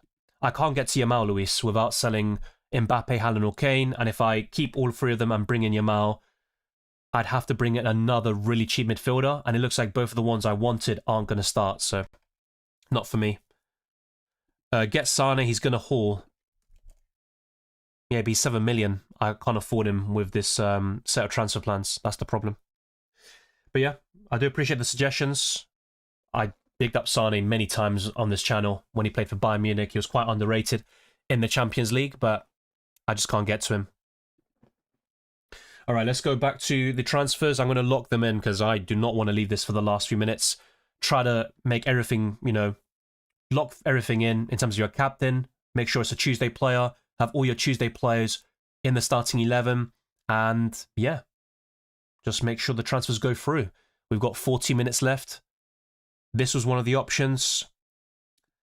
And right now, yeah, it's just not looking great here. And it's also O'Reilly in for Gabriel, which I'm not a big fan of. And if I were to make this affordable, let's get rid of that.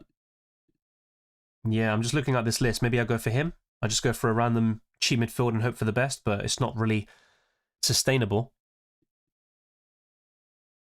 This one, Igor Paxal, Caicedo, but basically it's going to be like this. O'Reilly, Paxal, and then probably Fermin Lopez. I think that's what I'd probably go for. Have a Barca attacker. I sell Van der Ven for O'Reilly, which isn't like a massive hit if it does end up backfiring. Yeah, it's pretty decent, actually. And the alternative here is to then do Van der Ven. So keep Van der Ven, sell Gabriel, and then instead of O'Reilly, I can get a 4.6 million defender, and then I maybe take a punt on a Chelsea defender, which is risky, but it's something that I could consider and see if it works out.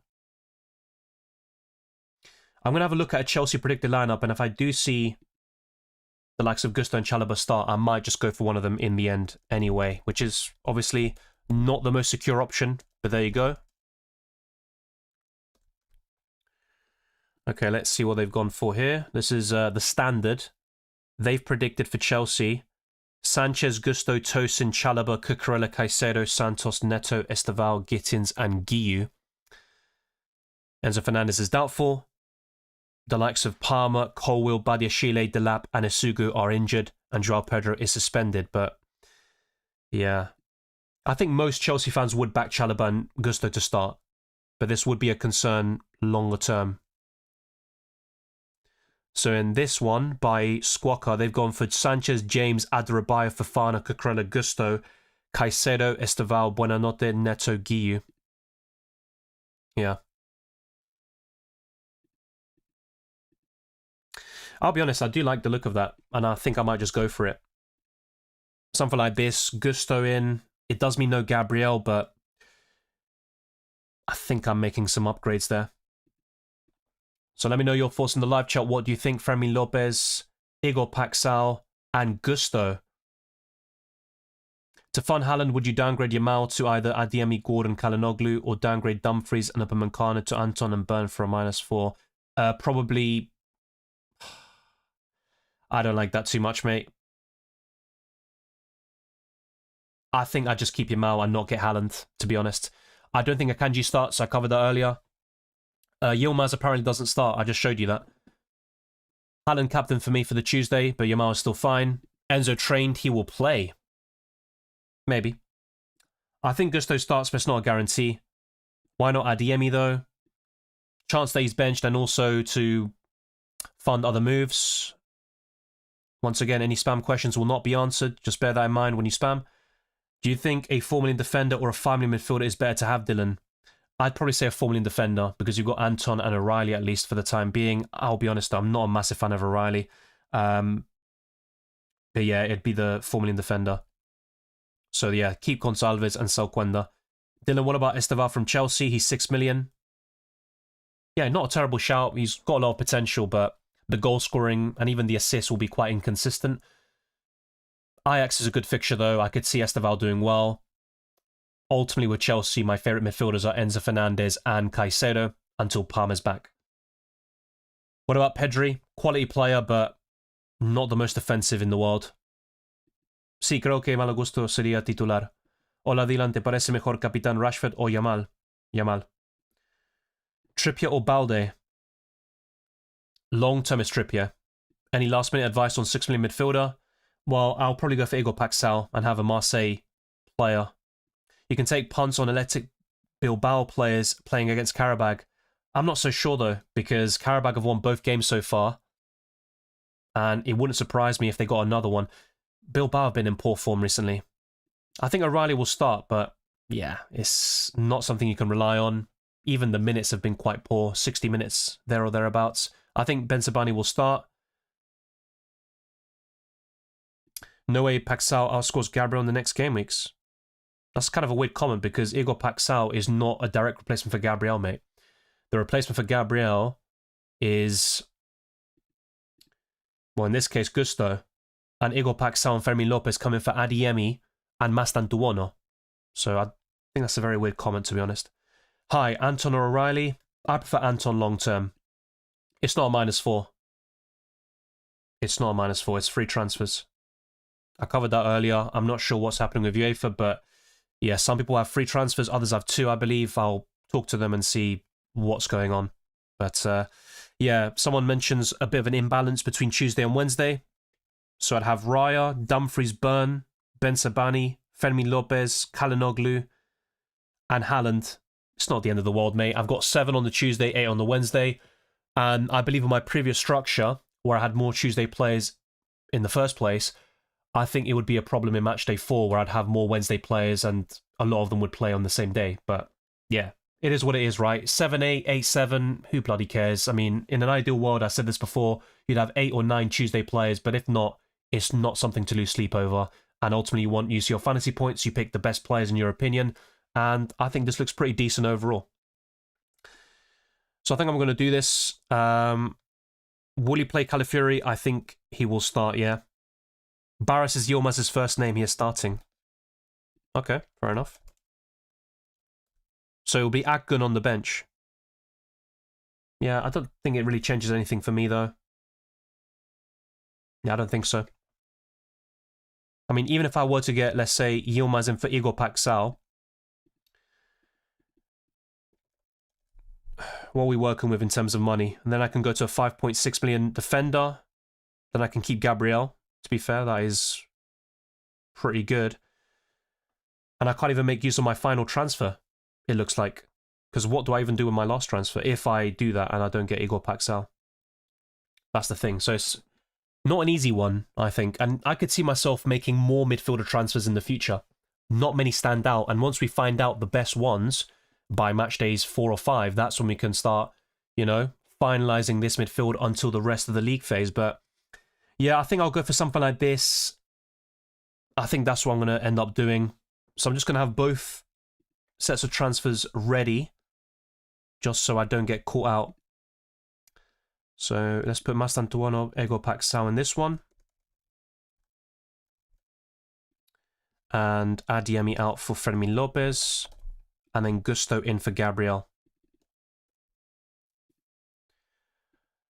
So let's do that as well.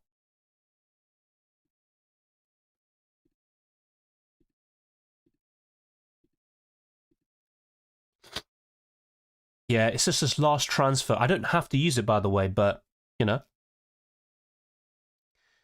I don't really see anything else that really screams to me. I mean, I could also do Yildiz to Paxal that way.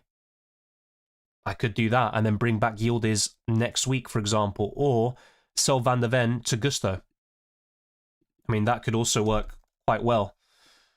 But it's very similar, ultimately, if you look at both of these transfers. So yeah, I'm going to do one more poll and then lock in because we've only got 5 minutes. Like the video, subscribe, all that good stuff. Let's get to 400. It has been a while, and yeah, the like to viewer ratio isn't exactly great, but it is what it is, right? Let's do this poll.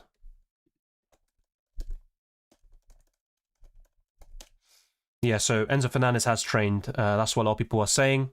Yeah, good option as well. But still.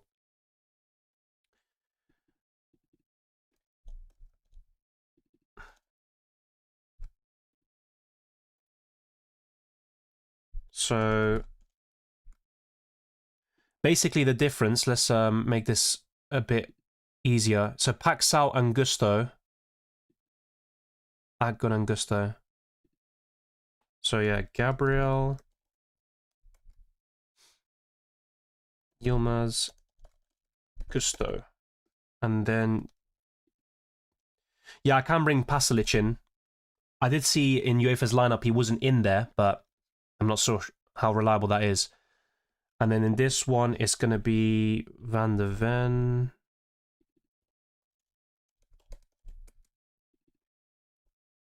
Axel and Gusto. Yeah, I think that is pretty much it. Okay. These are my options, so I'm going to show you on screen.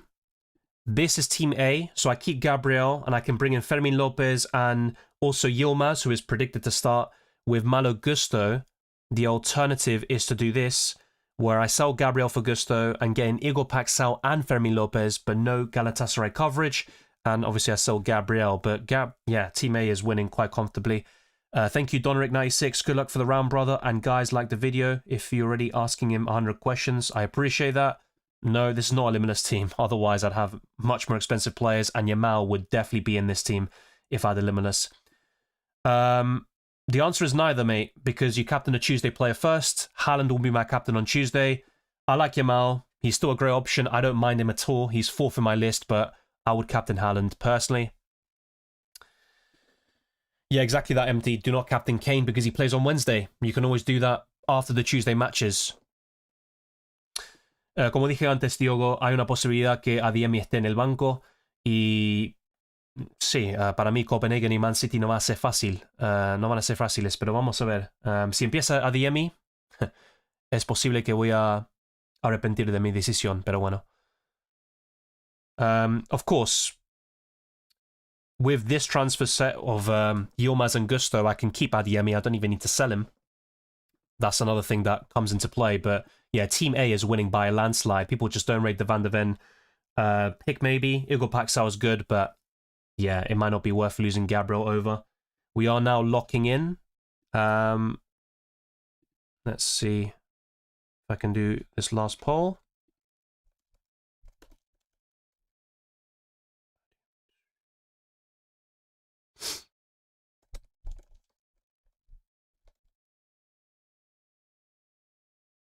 Okay, so that's the last poll, and that is pretty much it.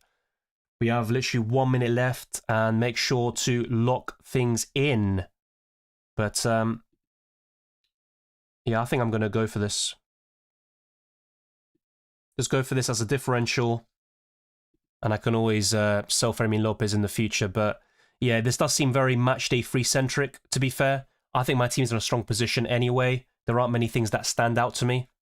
Yeah, good luck, Bose. That's the good thing to do. Captain Gordon. All the best, mate. Okay, so, yeah, I'm going to lock in this bloody team. Yeah, we're going to see. If Adeyemi starts, I'm going to regret it big time. But there you go. Let's make sure the Tuesday players are in there in the starting 11. No, that's all good. Yeah, those players are on the Wednesday. That's fine. Haaland captain. And there we go. People keep asking me about Gula. I talked about this dozens of times. The reports say he's going to start the next 2 games against Juventus and Barcelona. So, yeah. Yeah, now I've got more Wednesday players than Tuesday. Not a big deal. My entire defensive line, though, in my starting 11 do play on the Tuesday. Fermin Lopez as well, and Haaland. Kalinoglu too. It's not too shabby, to be fair. Yeah, it's a good balance. 2, 3. I've actually got more Tuesday players with this, but yeah, not a big deal anyway. So yeah, let me know your thoughts. We are locked in, and there you go. I've provided the ultimate coverage. All the team news injury updates I've seen, I provided, and made sure that you are well acquainted. Thank you to Keith for moderating the chat. Yeah, some people are just a bit unbearable, to be fair. I wildcarded in Matchday 2. Yeah, look, I think Pasalic will start, but UEFA don't think he will. They don't think he will. Criminal Wood is better than Igor Paxal. Yeah, but he's a forward in this game, and Igor Paxal's a midfielder. Why not Yamal for Elise? I don't want to sell Elise necessarily. I think that's a luxury transfer. Spinazzola, ball recoveries and attacking. He's okay. He's not like an amazing pick. I mean, for Napoli defenders, it's between him and Di Lorenzo, to be fair. I think people are kind of cold on Di Lorenzo because of the red card against Man City. It's basically that. I'm going to see if UEFA have changed anything in their predicted lineups, but yeah, they don't think Adeyemi starts. So we're going to have to wait and see there. And with Chelsea, yeah, they don't think Gusto or Chalobah starts. So we're going to have to wait and see how it ends up going. But I just hope the luck swings our way. Yeah, they don't think Paslic gets the nod either. But we have kicked off already with Barcelona, Olympiacos, and Kara Almaty against Paphos. Drop a like. Thank you to those that have shown support. Hola Dylan, ¿te parecería bien Bensebaini y Hausen y Fermín López y Adeyemi? Oh, ok, entonces Bensebaini por Hausen. Creo que sí, pero también Bensebaini no es la mejor opción a largo plazo. Es posible que esté en el banco contra Bayern Múnich, que estaba en el banco y creo que lo pusieron en el segundo tiempo. Yeah, thank you, Paukos. Like and question people. Look, Mastantuono is good, but I have a feeling he's not going to start against Juventus, and I think there are better options elsewhere. Maybe I've overthought it and I didn't need to do anything, but we'll see how it all goes in the end. No, Gusta's not essential. No chance he's essential. Yeah, exactly that. Greenwood is a forward. Everything locking. Boys, good luck, y'all. I'm leaving. Yeah, good to see you. So, Enzo to Fermin. I'm not so sure about that. Enzo Fernandez was training. That's what the people in the live chat were saying. I didn't see that myself because I think that broke whilst I was going live. But yeah, if Enzo Fernandez is poised to start, no, I don't think so. Is that Kane or Garassi for captain? Well, captain the Tuesday player first, so that's Garassi, right? Captain Zolis, all the best there. I mean, interesting. Interesting indeed. I mean, he does play against Bayern Munich tomorrow. So I'm not so sure about that. But there you go.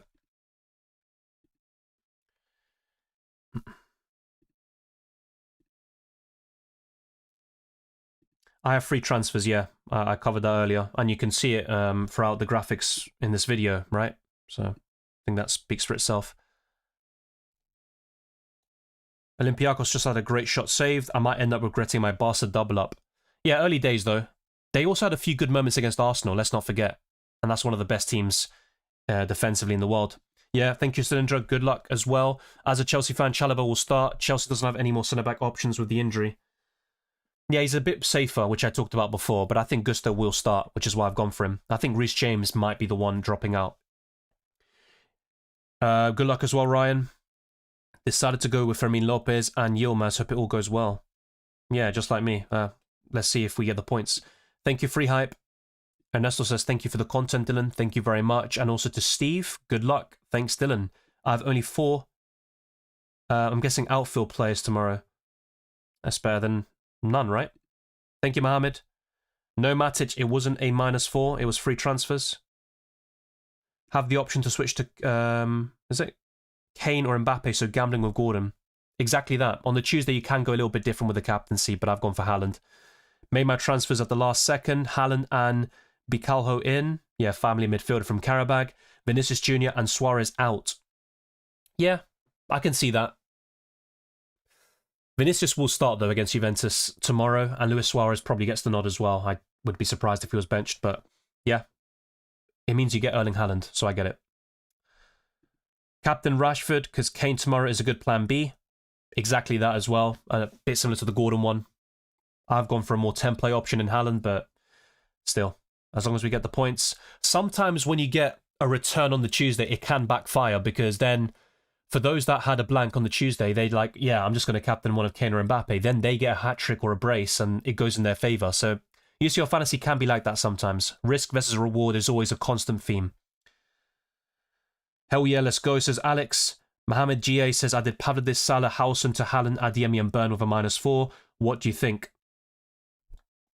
So you brought in Adeyemi. That's interesting. There is a chance he's benched. I ultimately sold him because of those rumours, or at least UEFA.com in their predicted lineup didn't have him in there. Yeah, overall it's a good -4 hit. Pavlidis and Salah are still good. I think Howson won't play against Juventus, as mentioned a few times, but I think that hit does pay off overall. Thank you, Luis. I have gone Adeyemi to Gordon and Van de Ven to Gusto and kept Mastantuono. I nearly went Pasalic from Atalanta but checked out. Yeah, fine margins though. I think a lot of these transfers weren't like standout. If I had an option to roll and have free transfers again next week, then I probably would have done that. Paphos, oh, I'm guessing that's Paphos red card. So yeah, that's a massive advantage for Kyra and Matty. So yeah, already a red card in the opening 5 minutes of the game. And it was Correa who got the red card. So yeah, thanks for letting me know. I'm going to try have the Barca game up so we can comment on that. But yeah, hopefully Fermin Lopez does the business. Maybe it was a bit of a knee-jerky sort of transfer, you know. Just get a Barca attacker in there. He hasn't scored, since September? He scored a brace against Valencia. Yeah, I think long-term Fermin Lopez would probably be a sell anyway, but we'll see how he does. Have a great evening, folks. Signing off. Thanks, Dylan, as always. Thank you very much, mate, and always a pleasure to see you. Rashford missed a good chance. If you rolled one transfer, how many will you have next game week? Well, if you... So, wait, let's get this clear. So, if you had 3 transfers and you used 2 of them, you're going to have 2 transfers in the next match day. That's the way it works. If you had 2 free transfers and you use 1 of them and rolled the other, you'll still have 2 free transfers, I believe. 3rd week of pain having Vinicius over Mbappe. I had that a few years ago, I believe. Yeah, I think I did. Might have been last season, actually, in the knockout playoff rounds, where Mbappe scored a hat-trick against Man City. Good luck. But yeah, Rashford did miss a sitter. I ended up doing Gordon and Gabriel over Pedri and Van de Ven instead of a wildcard squad. Good move. Yeah, as a duo, I prefer Gordon and Gabriel. I think that's solid. Only 2 transfers in match day 4 for me. Yes, same here. I think it might even... Sometimes making no transfers is the way to go, but there has been a goal. Fermin Lopez has scored. Yeah, I just have a bit of luck in UCL Fantasy. Let me change this, by the way. And yeah, Fermin Lopez has scored, and I'm very happy.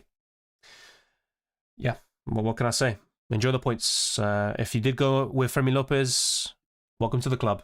It's a nice start to UCL Fantasy after a great match day 2 with 120 points. And yeah, this is exactly what we want to see if you own Fermin Lopez, that is. But we'll see who got the assist very soon.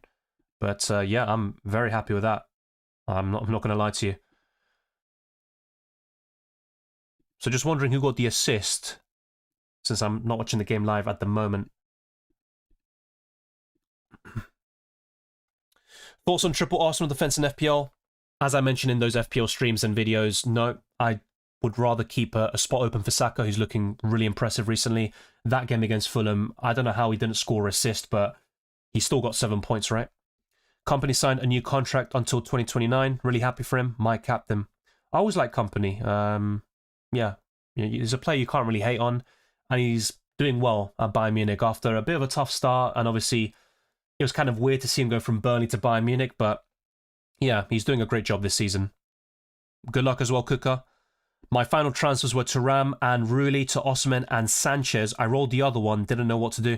I also had that sort of situation, maybe. For example, well, to be fair, Adeyemi to Fermin Lopez, I'm happy with it already, but I did make 2 other moves like Mastantuono to Yilmaz. That could backfire. Maybe Van de Ven to Gusto as well. So we'll just have to find out what happens in the next day or so, and we can talk about this in a couple of weeks' time. But sometimes you get these sort of situations where making no transfer is the best way to go about it. Good luck as well, Thunder. Ryan puts his team. You got some good players in there, yeah. I like it. You've got a bit of a clash like Aklioche versus Van de Ven, but you could get 1 return from the 2. You've got one of the best goalkeeper pairings that you can go for, and your defensive line looks great. Even Grimaldo, who is facing PSG, he scored twice over the weekend, including a penalty. Yeah, Barkala, I had him in matchday 1. He was so frustrating, but still got something in the end, and the rest looks very strong. I mean, Suarez is maybe... I'm not too sure about him, but he's a 5 million forward after all. So let's see what people are saying. Okay, so Barcelona are playing, and there's a Barcelona spammer in the chat. So yeah, Mo assist apparently, but I'm not sure if he's got the points yet. If there is a moderator, please deal with this guy. If you haven't done so already. I mean, yeah, that was dealt with very quickly by Dave. Thank you very much. I'm going to hide that one. Oh, you already hit him. So yeah, thank you for that. Yeah. Great work by the moderators today. Massively appreciated. Yeah, because a lot of spammers in there. And then this at the end. Yeah, Tariq, wow. He did spam, but, you know, we're celebrating some points. It is what it is. Fermin has scored. Yes. Let's go for all the messages. A lot of them are going to say the same thing, but, yeah, thank you to those that put it in the live chat. Fermin just scored. Lopez goal. Let's go. Yeah, sorry about that, Yanni. Obviously, you're an Olympiacos fan. I wish you the best for the rest of the league phase. But you've had some tough fixtures already, like Arsenal and Barcelona away. But, yeah, hopefully you can get back on track. It was Haaland or Rashford for me. Worried about no Barca coverage, though. Yeah, I get that. It's still Haaland for me all day long, but it's also a question of money. And going for Rashford also allows you to get Yamal in the midfield, for example. Well, Gusto is a doubt if you look at the UEFA predicted lineup, but most of the other predictions I saw had Gusto in there. And I think he's an upgrade on Van der Ven. It's kind of like a luxury transfer, to be fair, but I've done it. We'll see how it goes. At least my Fermin Lopez in Fadiemi has seemingly paid off already. As for Yamal, he hasn't been given the assist. So I'm not sure what's happening there. I might need to see the goal myself because, yeah. If, for example, Fermin Lopez scores a solo goal, yeah, you're not going to get an assist for that, mate. But, yeah, let me just check it out. Okay, I'm watching the goal now.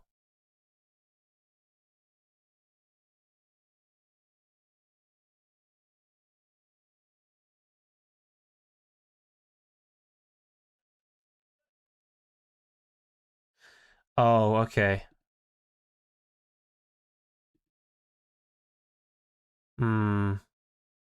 Yeah, he should get the assist in my opinion, but yeah, we'll wait and see. We will wait and see.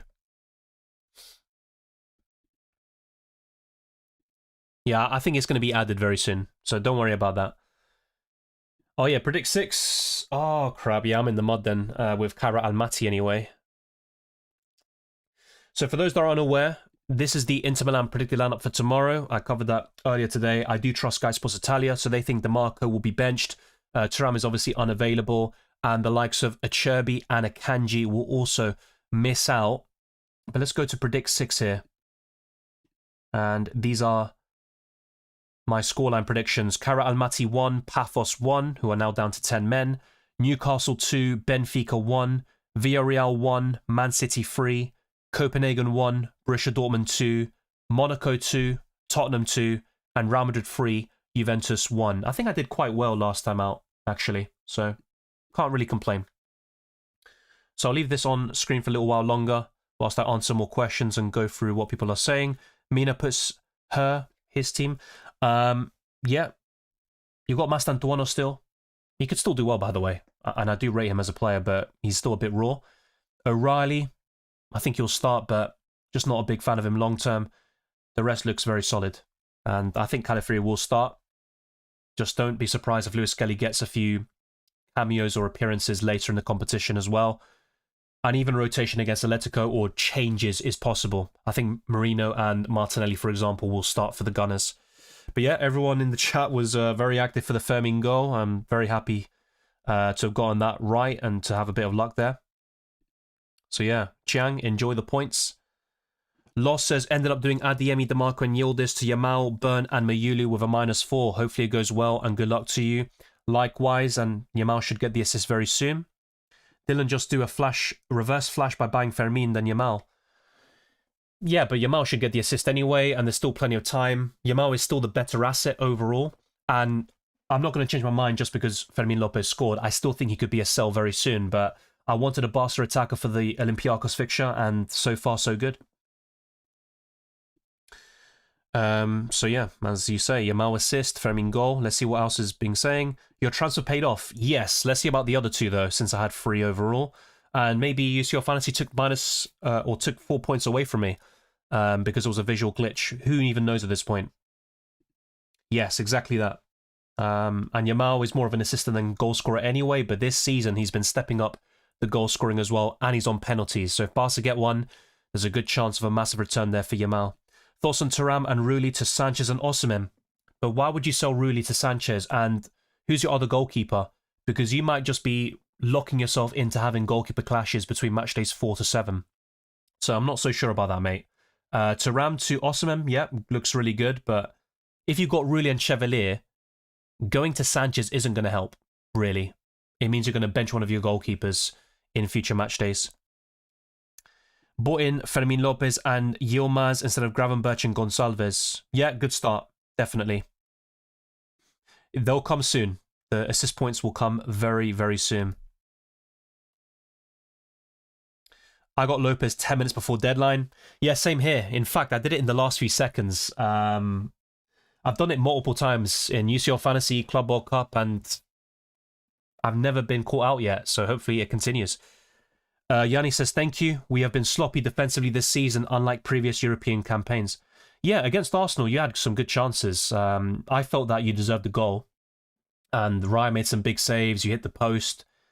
So Olympiacos are a decent outfit, but I was quite surprised by matchday 1, the draw against Paphos, who were down to 10 men. That was very alarming, to say the least. So, yeah, at least you're doing well in the Greek league, but yeah, in the Champions League, you need to get back on track ASAP. Yamal had the ball, then left it to Lopez to shoot. Has to be given. Yeah, exactly that. I saw it. I agree with you. It should be given, and I think it will.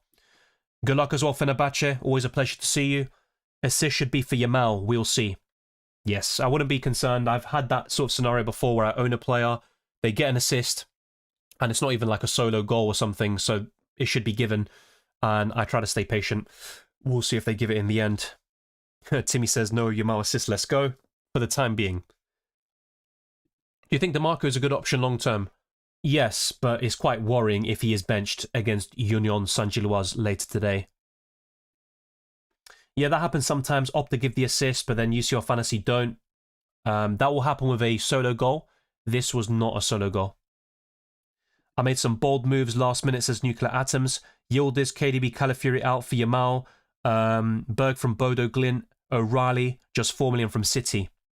Yeah, I get that. Good transfers in general, and O'Reilly isn't shabby. When people ask me about the best 4 million defenders, I mentioned him and Anton, but I'm just not entirely sure about him long term. I'm not a great ball recoverer.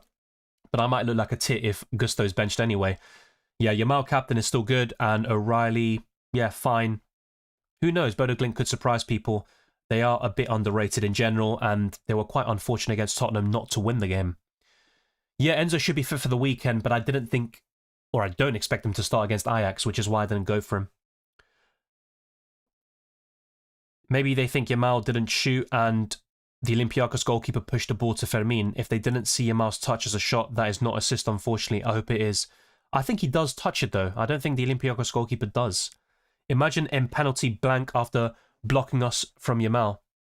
Yeah, but he got, at least for me anyway, he got me a brace in matchday 1 from 2 penalties, and he got me a hat-trick against Kara Almaty, 1 penalty. So if he does blank, it'd be disappointing. As long as Yamal doesn't go crazy today, I'm not going to kick myself about it. I captain Haaland, trusting his form. Yeah, I've captained him as well. He's been incredible this season. Villarreal are decent, but Man City will fancy themselves to win. And I've got Kane or Mbappe tomorrow if it doesn't go according to plan. And Nestor says, I hope not. Fenerbahce also puts transferred in Yilmaz. Oh yeah, I covered this. CN Fans Jersey says, the fuck, that's a clear assist for Yamal. Watch the goal. Yeah, I agree. I watch Barca weekly, Dylan. Fermin is a starter, in my opinion, instead of Olmo when everyone is fit, so he was a good buy for me anyway, even beyond this fixture. Yeah, the reason why I said he might be a sell for me is because in the last 10 games, he's only got, well, now 3 goals, but yeah, I'm happy that it's paid off already. That's what you want to see. You know, it gives you confidence for the rest of the match day already, but still a long way to go.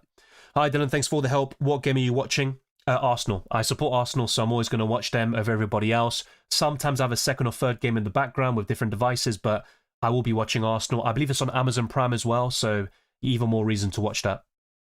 UEFA admin doesn't have Yamal confirmed. Yeah, probably. Sometimes you have these things happen, but yeah, still here on the UEFA website, it doesn't say Yamal assist. Oh, wow. By the way, this is not my team, imagine. And I still had Adeyemi, I'd be kicking myself. This is my squad right now. Yeah. So it's one. Sorry, I imagine the Kara Almaty goal, or my eyesight is terrible. One of the two. So only one goal so far by Fermin Lopez. Yamal should get the assist. We'll find out very soon, and we can maybe talk about this in upcoming UCL Fantasy videos if it somehow isn't given. Also, it's basically Semenyo assist situation.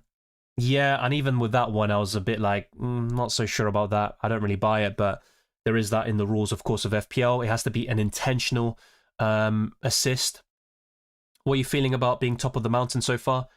Well, it's October. I think Arsenal have a good chance of winning the league. I think currently they are the best team in the division. They've got the best defence. I think the attack will get better. And Arsenal's squad depth is probably second to none in the Prem. But yeah, it's still early days. Liverpool are still in the title race. I'm not ruling them out. And Man City are going quietly under the radar. If Erling Haaland gets injured, I think City are in big trouble and they're not going to compete for the league. But if he stays fit, yeah, I think City will be in the conversation. But yeah, hopefully Arsenal do it. And I also want them to go far in the Champions League and also win this competition. But it's going to be difficult. I did Rulli to Sanchez as I didn't know what else to do. And I've Chevalier.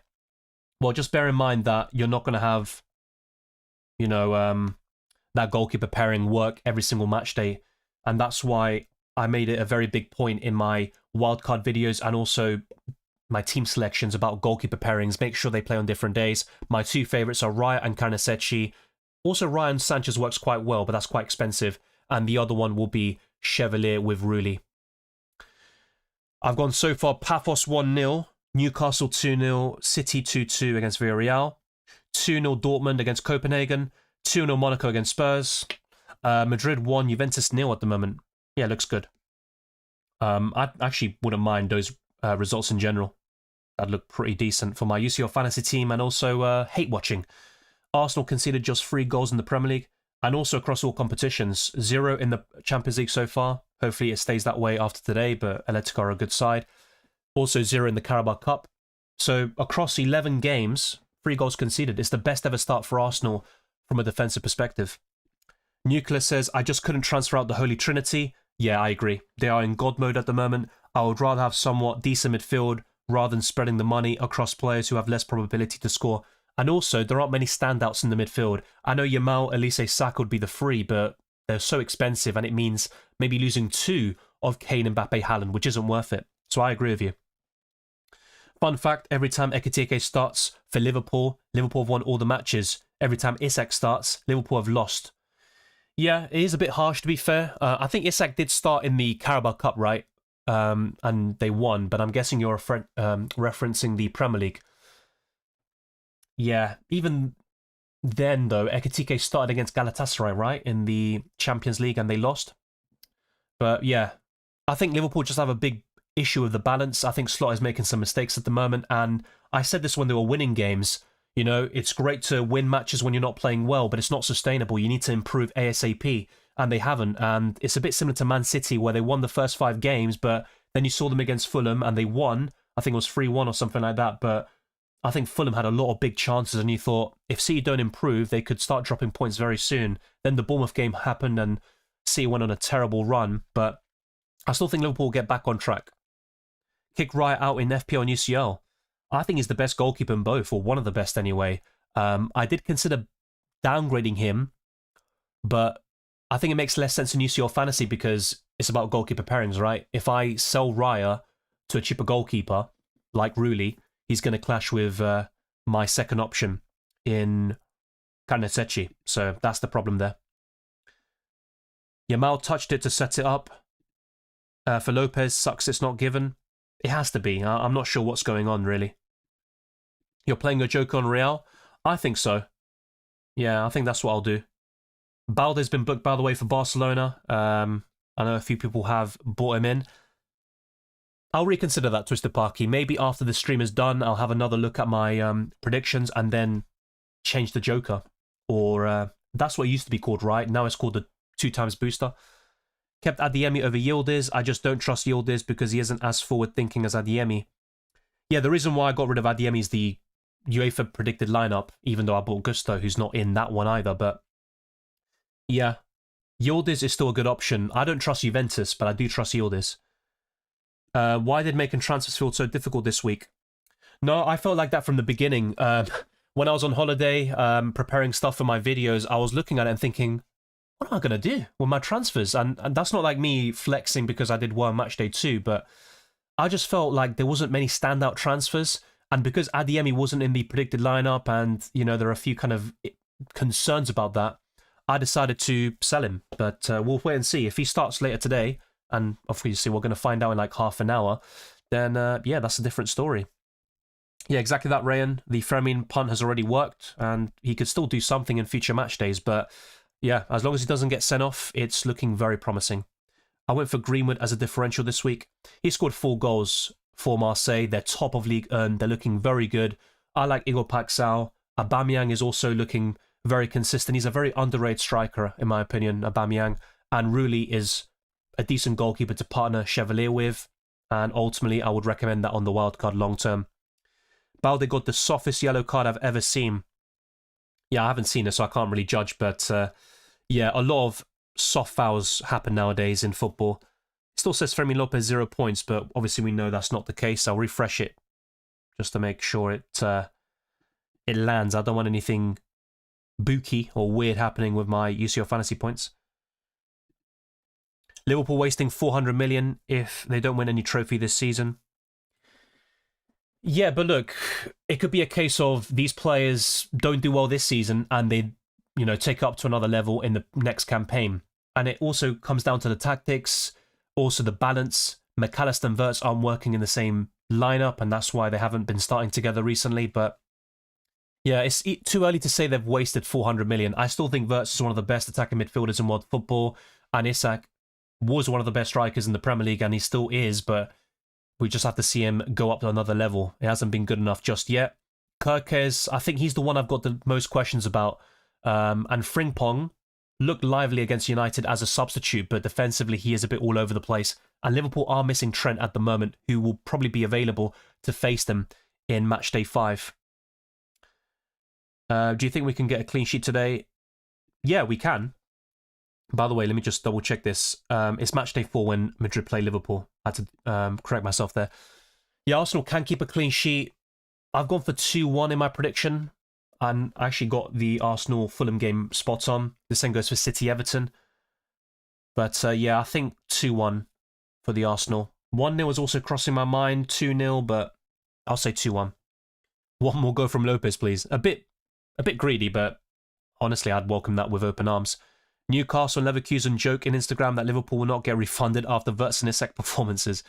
Yeah, well, they're still quality players, and did they overspend? Yeah, they did, but you know, would I have wanted to sign Wirtz for 100 million? Yes, absolutely.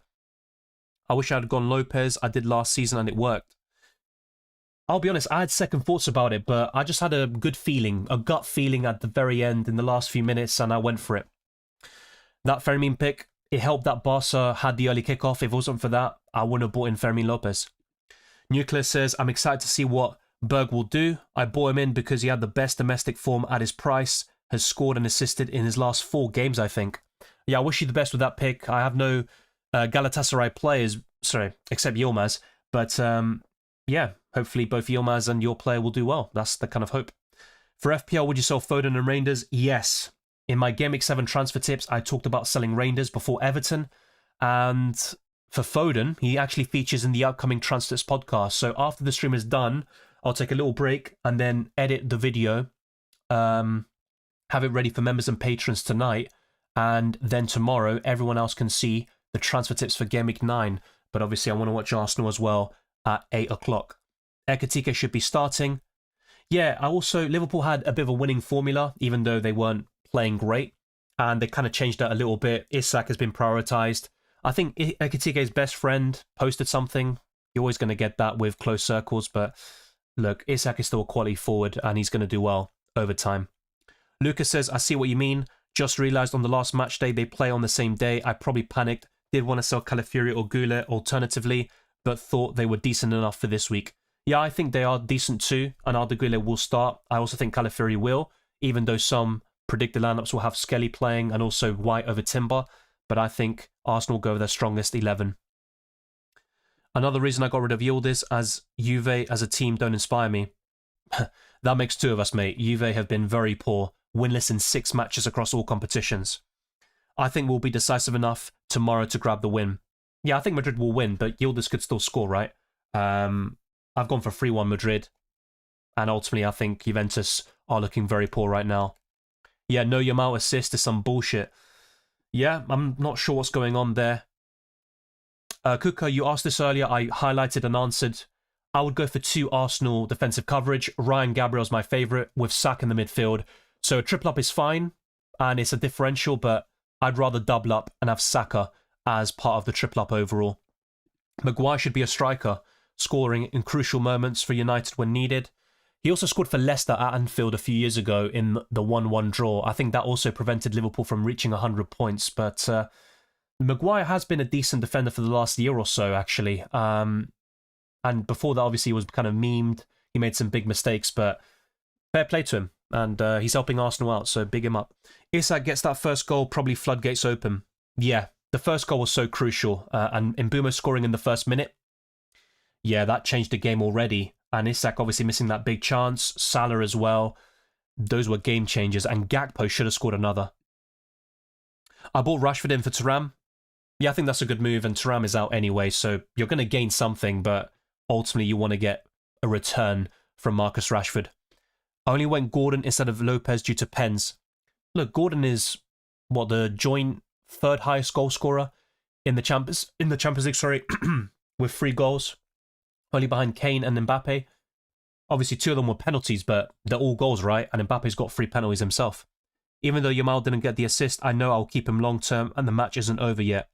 Yeah, if you're asking me who would I rather have long-term, Yamal or Fermin Lopez? Yeah, it's Yamal all day long. I wish I had him, but it requires a downgrade elsewhere. I prayed for this Liverpool downfall for months. Yeah, but they can still get back very easily, and there's also Man City to look out for. But Arsenal looking good. Hopefully they build momentum, don't fumble things, because they can sometimes frustrate the living daylights out of you. But yeah, I think Arsenal still need to create more from open play. They deserve to win against Fulham, but it wasn't pretty, and I want to see more chance created and the handbrake being released a little bit more on certain occasions. I mean, just cast your mind back to the Liverpool game a few weeks ago. I think Arsenal had an opportunity to win at Anfield and they didn't take it, and that was really frustrating. Fenerbahce says, I wish there was a way the midfielders could get extra points other than the recoveries. Pedri is one of my favourite players in the world, but his fantasy ceiling is very low due to his role. I agree. I personally would like to see key passes being resulted into points. So every 2 or 3 chance created, you get a point for it. I think that's a good idea. Yamal should get the assist, yes, but so far it's not been the case. I have Gyökeres and Saka in FPL, sell one of them. I feel like nice differential having both. I keep them for now, but the one I'd rather sell is Gyökeres, to be fair. And you've got Nick Voltemada. I still like Bowen, even though West Ham were very poor yesterday. João Pedro has good fixtures coming up. There's also Mateta, who I'd buy in Game Week 10. But for now, I keep both of them. And maybe in Game Week 10, you go to Mateta and buy another Arsenal defender. Yeah, I think he had the final touch, Lamine Yamal. Easy says the United fans have 3 more win matches. They have to win 3 more matches for the guy to cut his hair after a year. Yeah, still a long way to go for them.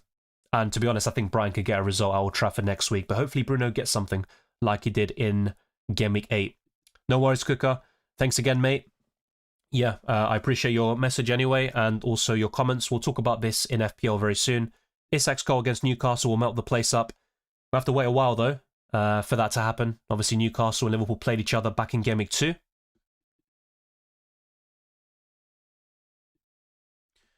Yeah, UCL Fantasy does follow Opta, but they do have their own kind of rules in place. I think they have the kind of opinion that Yamal didn't take the final touch and that the goalkeeper did, and he didn't intentionally get the assist. Dylan, Bruno, Reinders and Gyökeres to Saka, Sarr and Voltemada. Would you say it's worth free transfers? Yes. The thing is, though, the timing is a little bit off. Because Bruno Fernandes is facing Brighton at home and Saka and Sarr are facing each other. So in my current plans, which I talked about in my reaction stream, I'm looking at buying Saka and Sarr in Game Week 10, actually. Now, I don't mind getting Saka now, but Sarr away to Arsenal doesn't look great on paper. And I think Rangers could actually step up in these tougher games coming up, but he is still a sell in my opinion. But yeah, overall, long term, it is worth the free transfers, but the timing might be a little bit off tune. I think maybe Gaming 10 is the best way to do it. I bought in Timber and Saka. Now it's either Reinders, Van de Ven, or Joao Pedro out for Bruno Ndai, Chalobah, Munoz, or Mateta. Yeah, if you do Joao Pedro to Mateta, that's a Gaming 10 transfer, to be fair. Timber and Saka, yeah, I'd love to have them in as well. To be honest, if I wildcarded, I'd bring in Raya in goal or Pope, and then have Saka in the midfield, and then Gabriel. I think that's the way I'd go about it. But yeah, good transfers. We'll talk about this very soon. Van de Ven is arguably a hold against Everton away, but even then, you'd expect the Toffees to score. Due to budget, Ndai will probably have to wait, and maybe for Caicedo. I like Ndai a lot, by the way. Even though he doesn't get massive returns or double-digit hauls, he gets goals very consistently. I'd like to see more assists from him, but he's on penalties, gets DEFCON. He's been my most consistent player in the midfield over the course of the season because I bought Semenyo a bit late. Thiago, so frustrating. Brentford should have won 4-0. Oh yeah, they had 15 shots in the first half. I mean, they absolutely dominated. The second goal was disallowed. Yeah, Igor Thiago, though, he's looking really impressive as a third forward and eighth attacker. Very, very interesting, to say the least. Goodbye as well, Nuclear Ams. Wasn't around much before the deadline, but enjoyed the after party. Yeah, it's a bit calmer now, right? Also, fewer spammers. And yeah, if you get a return already, you can just enjoy. That's the only problem with Bruno. He plays us. Yeah, he's got a great record against the Seagulls, albeit in recent matches it has died down a little bit. I'm having a really hard time selecting my second and third strikers in FPL. Well, apart from Haaland, I think Nick Voltemada, I think that's quite easy. But then what about the other one? There are 6 standout forwards. So I mentioned them already in this stream and across all my FPL content. So apart from those two, there's Joao Pedro, Gyökeres. I still rate both of them as FPL assets. Jarrod Bowen is still decent. And you've got Mateta, who is a buy from Gaming 10 onwards. So yeah, picking between those 6 is difficult. And there is a case to just go a bit cheap in the forward line. So have an Igor Thiago as your third option. And then invest more money in your defence and midfield. Kevy says, good luck, Arsenal. I have Eze, Punt, Gabby, and Timber for tonight. Yeah, I've only got Gabriel and Raya, but I'm hoping for a clean sheet. Yeah. Eze was quite poor against Fulham, but he was showing promising signs against Newcastle and West Ham, and it's a massive difference compared to recent seasons where Odegaard's out yet again, very unfortunate, and you've got Eze coming in to replace him. And in certain games, I'd love to see both of them play together, and I think Arsenal's best 11 combines both of them, or includes both of them. Eze on the left wing and Odegaard in that right central midfield role. As an Arsenal fan, I don't understand how Trossard doesn't get the minutes he should get. So you think he should get more minutes? I mean, recently he has started a lot for the Arsenal. I think he's better as a substitute compared to a starter, but he got the winner against Fulham. He's a very clutch player, and he could be very important in this title race. Weird to see Sean Dyche in Forest since he talked so bad about Marinakis a year ago. I didn't see his comments about... Wow, did Fermi Lopez score again, by the way? He did. That is a massive, massive haul. But yeah, we'll talk about that soon. I wasn't aware of him talking badly about Marinakis, so I'll have a look about that. But yeah, Marinakis is just chopping and changing. He thinks he's Chelsea. Yeah, it's kind of a weird situation at Forest. Same situation with Hakimi against Atalanta. Yamal won't get an assist. Don't spam anymore. Fair enough. Fenerbahce says, although it had many deadline timing problems, Club World Cup Fantasy had decent point scoring systems for mids, at least for chance creating. Yes, the problem with that though is there was an inconsistency because I believe Palmer in one game created more than 2 chances and yet he didn't get the additional points. That is where my frustration was with the game, on top of the deadline fiasco in Matchday 1. But apart from that, it was fun and I covered it for its entirety. Kevy says, West Ham are so disappointing. If they don't get points against Leeds, I genuinely see them getting relegated. They cannot control games. Feel for Bowen. Yeah, Nuno has just come in through the door, but that was a shambolic performance. Arguably worse than anything Graham Potter did throughout his West Ham tenure. But yeah, Wolves for me will go down. And then 2 of West Ham, Burnley, Leeds, and maybe Brentford. Maybe. I think Forest are also in the mud right now. I think they'll finish in the bottom 5. But yeah, I think it's between those teams to get relegated, and right now the most likely are Wolves, West Ham, and Forest, actually. Yeah, but Delap and Vissa are almost back. Yes, they are almost back.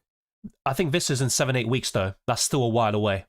Delap will be sooner, to be fair. Igor Thiago, underrated FPL pick. I agree. Yeah. And I'll be talking about him more so in future weeks. That's for sure. Had bones since game week 1, but after Leeds, if I get nothing, I will sadly get rid and reinvest. His stats are really poor as well. 0 big chances for the season. Quality finisher, but West Ham are so unreliable. I mean, it's painful to own your own team or players that play sometimes. Yes, I once captained Vardy against Arsenal and he got a brace, and I didn't celebrate or anything, but it just kind of maybe numbed the pain a little bit, I guess, or yeah. OSCR says, you lot are so lucky. Well, it's just who we are, mate. Second goal for Fermin Lopez. Yes, it was Fermin Lopez who scored. For you, Carl, who's asking. Ignacio says, vamos, Dylan. Yes. Enjoy the points. Disfruta. Yeah. Let's go. Another goal. Who got the assist, though? And it's still goalless in the Kara Almaty Paphos game. No assist has been given. 2 yellow cards for Olympiacos players in Dani Garcia and Santiago Hez. 11 points for Fermin Lopez. What a transfer. Even if Adeyemi starts, I just can't see myself regretting it now. Every week, everything I do every week goes to crap. Yeah, I felt that way multiple times in FPL over the years, and I just get more luck in UCL Fantasy. Yeah. Now, ultimately, it's a Barcelona attacker against Olympiacos. For someone who has like Rashford and Yamal, and they both blank, that would be very frustrating and also unlucky. But yeah, you've still got a long way to go, and your players haven't featured yet, so you can't really judge it at this point. I mean, everything I do this season, it can feel that way. Brace mean, says Timmy. Yeah, a lot of people just ecstatic, and others maybe not so much, but Easy actually praising me for once. Normally you're saying, oh, if you're going to sell this guy, he's going to score, and the guy you bring in is going to blank and probably, I don't know, faint on the pitch or something. I shouldn't be saying that, but yeah, I mean, that's kind of the vibes you give me when you say something about my transfers. To be honest, though, I'll be honest. Before seeing him in the starting 11, I didn't consider Fermin Lopez, but, you know, at 6.5 million, nice punt. I was like, why not? And the main reason why is because Adeyemi is a possible, well, he might not start the game later today. So apparently Fernandez's assist, I'm not sure if he's got it in UCL Fantasy, is even added to the game. Look at all the guys who copied Dylan to bring Fermin in.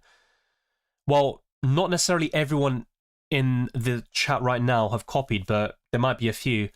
And I always tell people, go for your own picks and stuff, because it's not always rosy like this. Sometimes I pick a player and they get injured or red carded, and then people are like, I've even had hate messages over it. I'm like, just pick your own bloody players. This is a discussion, point. We bounce ideas off each other. I provide information and my opinions and analysis, but you can't just copy what someone else does move for move. That's boring, but teach their own.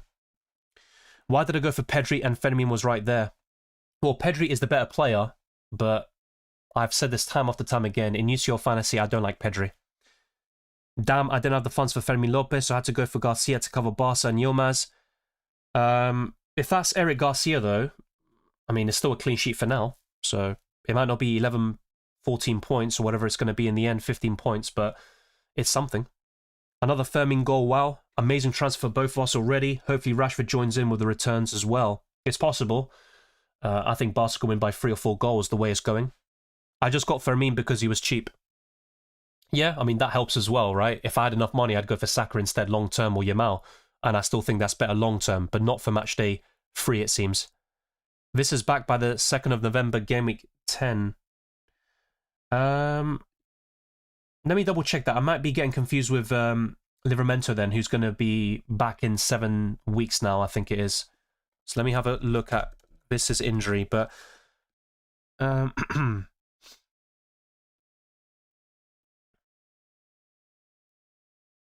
yeah, he's going to be back in November.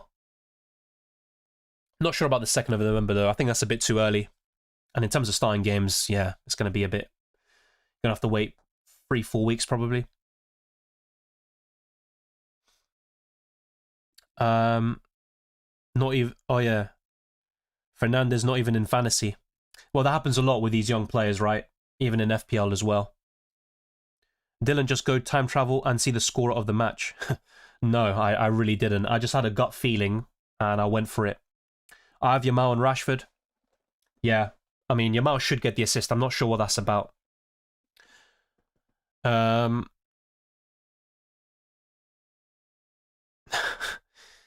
dear. He just goes back to the future. Well, sometimes I get things right, sometimes I get them wrong, but you need some luck along the way in fantasy, that's for sure. No matter if you play UCL, Club World Cup, FPL, or Dora the Explorer. Who knows? Off topic, but do you think Saka's overpriced in FPL? I still think Saka's better than Rice, though. He's going to get more goal contributions. And let's not forget, Saka got 7 points in Game Week 8. So he's not going to get DEFCON very often, but he got it against Fulham. He got 2 bonus points, and he was incredible against Fulham. I think it was a great performance, and he's going to get plenty of goals and assists this season. He is still the second penalty taker for me. I think Gyökeres will be top, and if Gyökeres hasn't scored, let's say he gets a penalty today or against Crystal Palace, I think Gyökeres will take it. So yeah, Fernandez is 17 and he gets an assist. Big up to him. Dylan went to Spain, came back due to time difference. Knew Fermin would haul 10 out of 10 strategy. I didn't go to Spain, actually. I went to a European country. Same time zone, but no, not Spain this time round. But yeah, if I did go Spain, that would make a lot of sense, to be fair. But yeah, not this time. I've been to Spain and Greece like over 10 times. I've went to something else a little bit different this time round. And I took an entire week off, as you saw.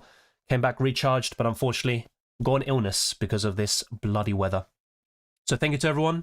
If you have Fermin Lopez, enjoy the points. It's a very good start to UCL Fantasy for us. But yeah, it's still very early days. And yeah, no Yamal assist. I don't know what's going on there. I can't really tell you, to be honest. But big up to everyone in the chat. It has been a blast talking to you for the past, well, 3 hours now at this point, I think it is. Let's refresh that as well, but I will be closing the stream now. And the next deadline stream will be on Friday for FPL, so don't be caught out by that Friday deadline. And there's a lot more to talk about there, that's for sure. Okay, that live chat was bugging out, so I had to close it. Okay.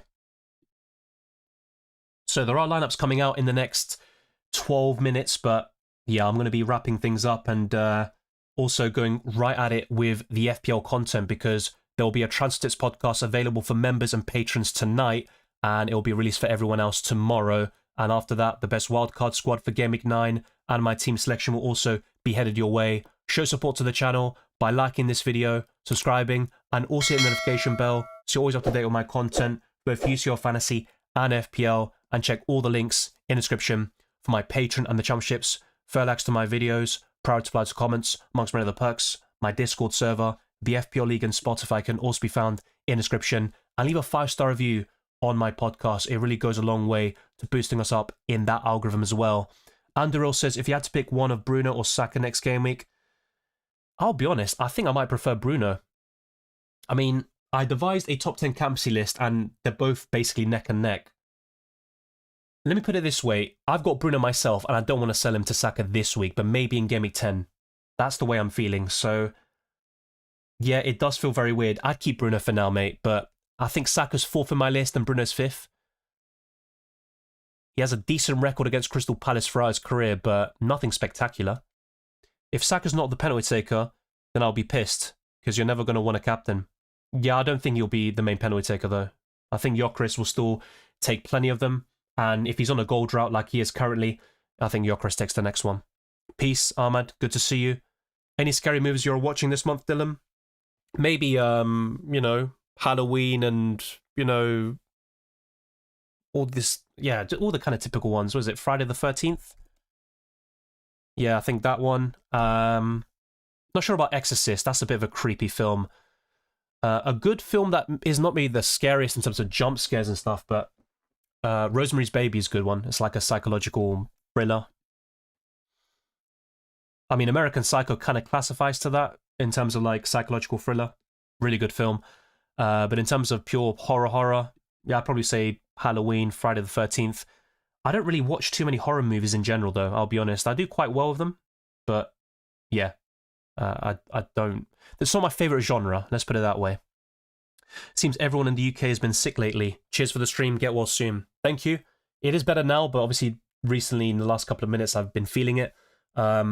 Yesterday was a bit of a challenge to get the triple upload done for UCL Fantasy, but thankfully I was able to. And yeah, even for FPL, of course, with those streams, I was coughing like a madman.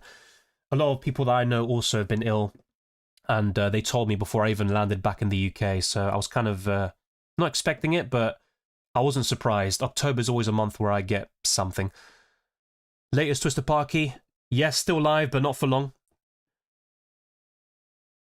Harry says that's a bit too much for me. I'm going to see the Black Phone 2 this week. Peace, Dylan. Good. Good stream. Thank you very much. I'll have a look at that one. I haven't heard of that film before. But yeah, I have a lot of films to watch, and some of them are like regarded as some of the best in history, and that's kind of my priority to watch. So if I do watch a film this week, it might not even be a horror film, which isn't in the Halloween spirit. Easy says Liverpool performance is like a horror movie. Once again, that can turn around very quickly, and they still got good results towards the beginning of the season. Twisted Parky says that's why I wasn't going to go Saka, but Salah's not been great, but many full-price players to get instead. Yeah, with Saka, I'm probably going to get him in Game Week 10, but this will be discussed in my team selection. Thank you, Anderil. Appreciate the stream. See ya. Likewise, the amount of things happened around Exorcist, set burned down, strange deaths, and some other stuff. Yes, it's a very, very weird film to say the least. Thanks for the stream, Dylan. Have a good week until the next deadline.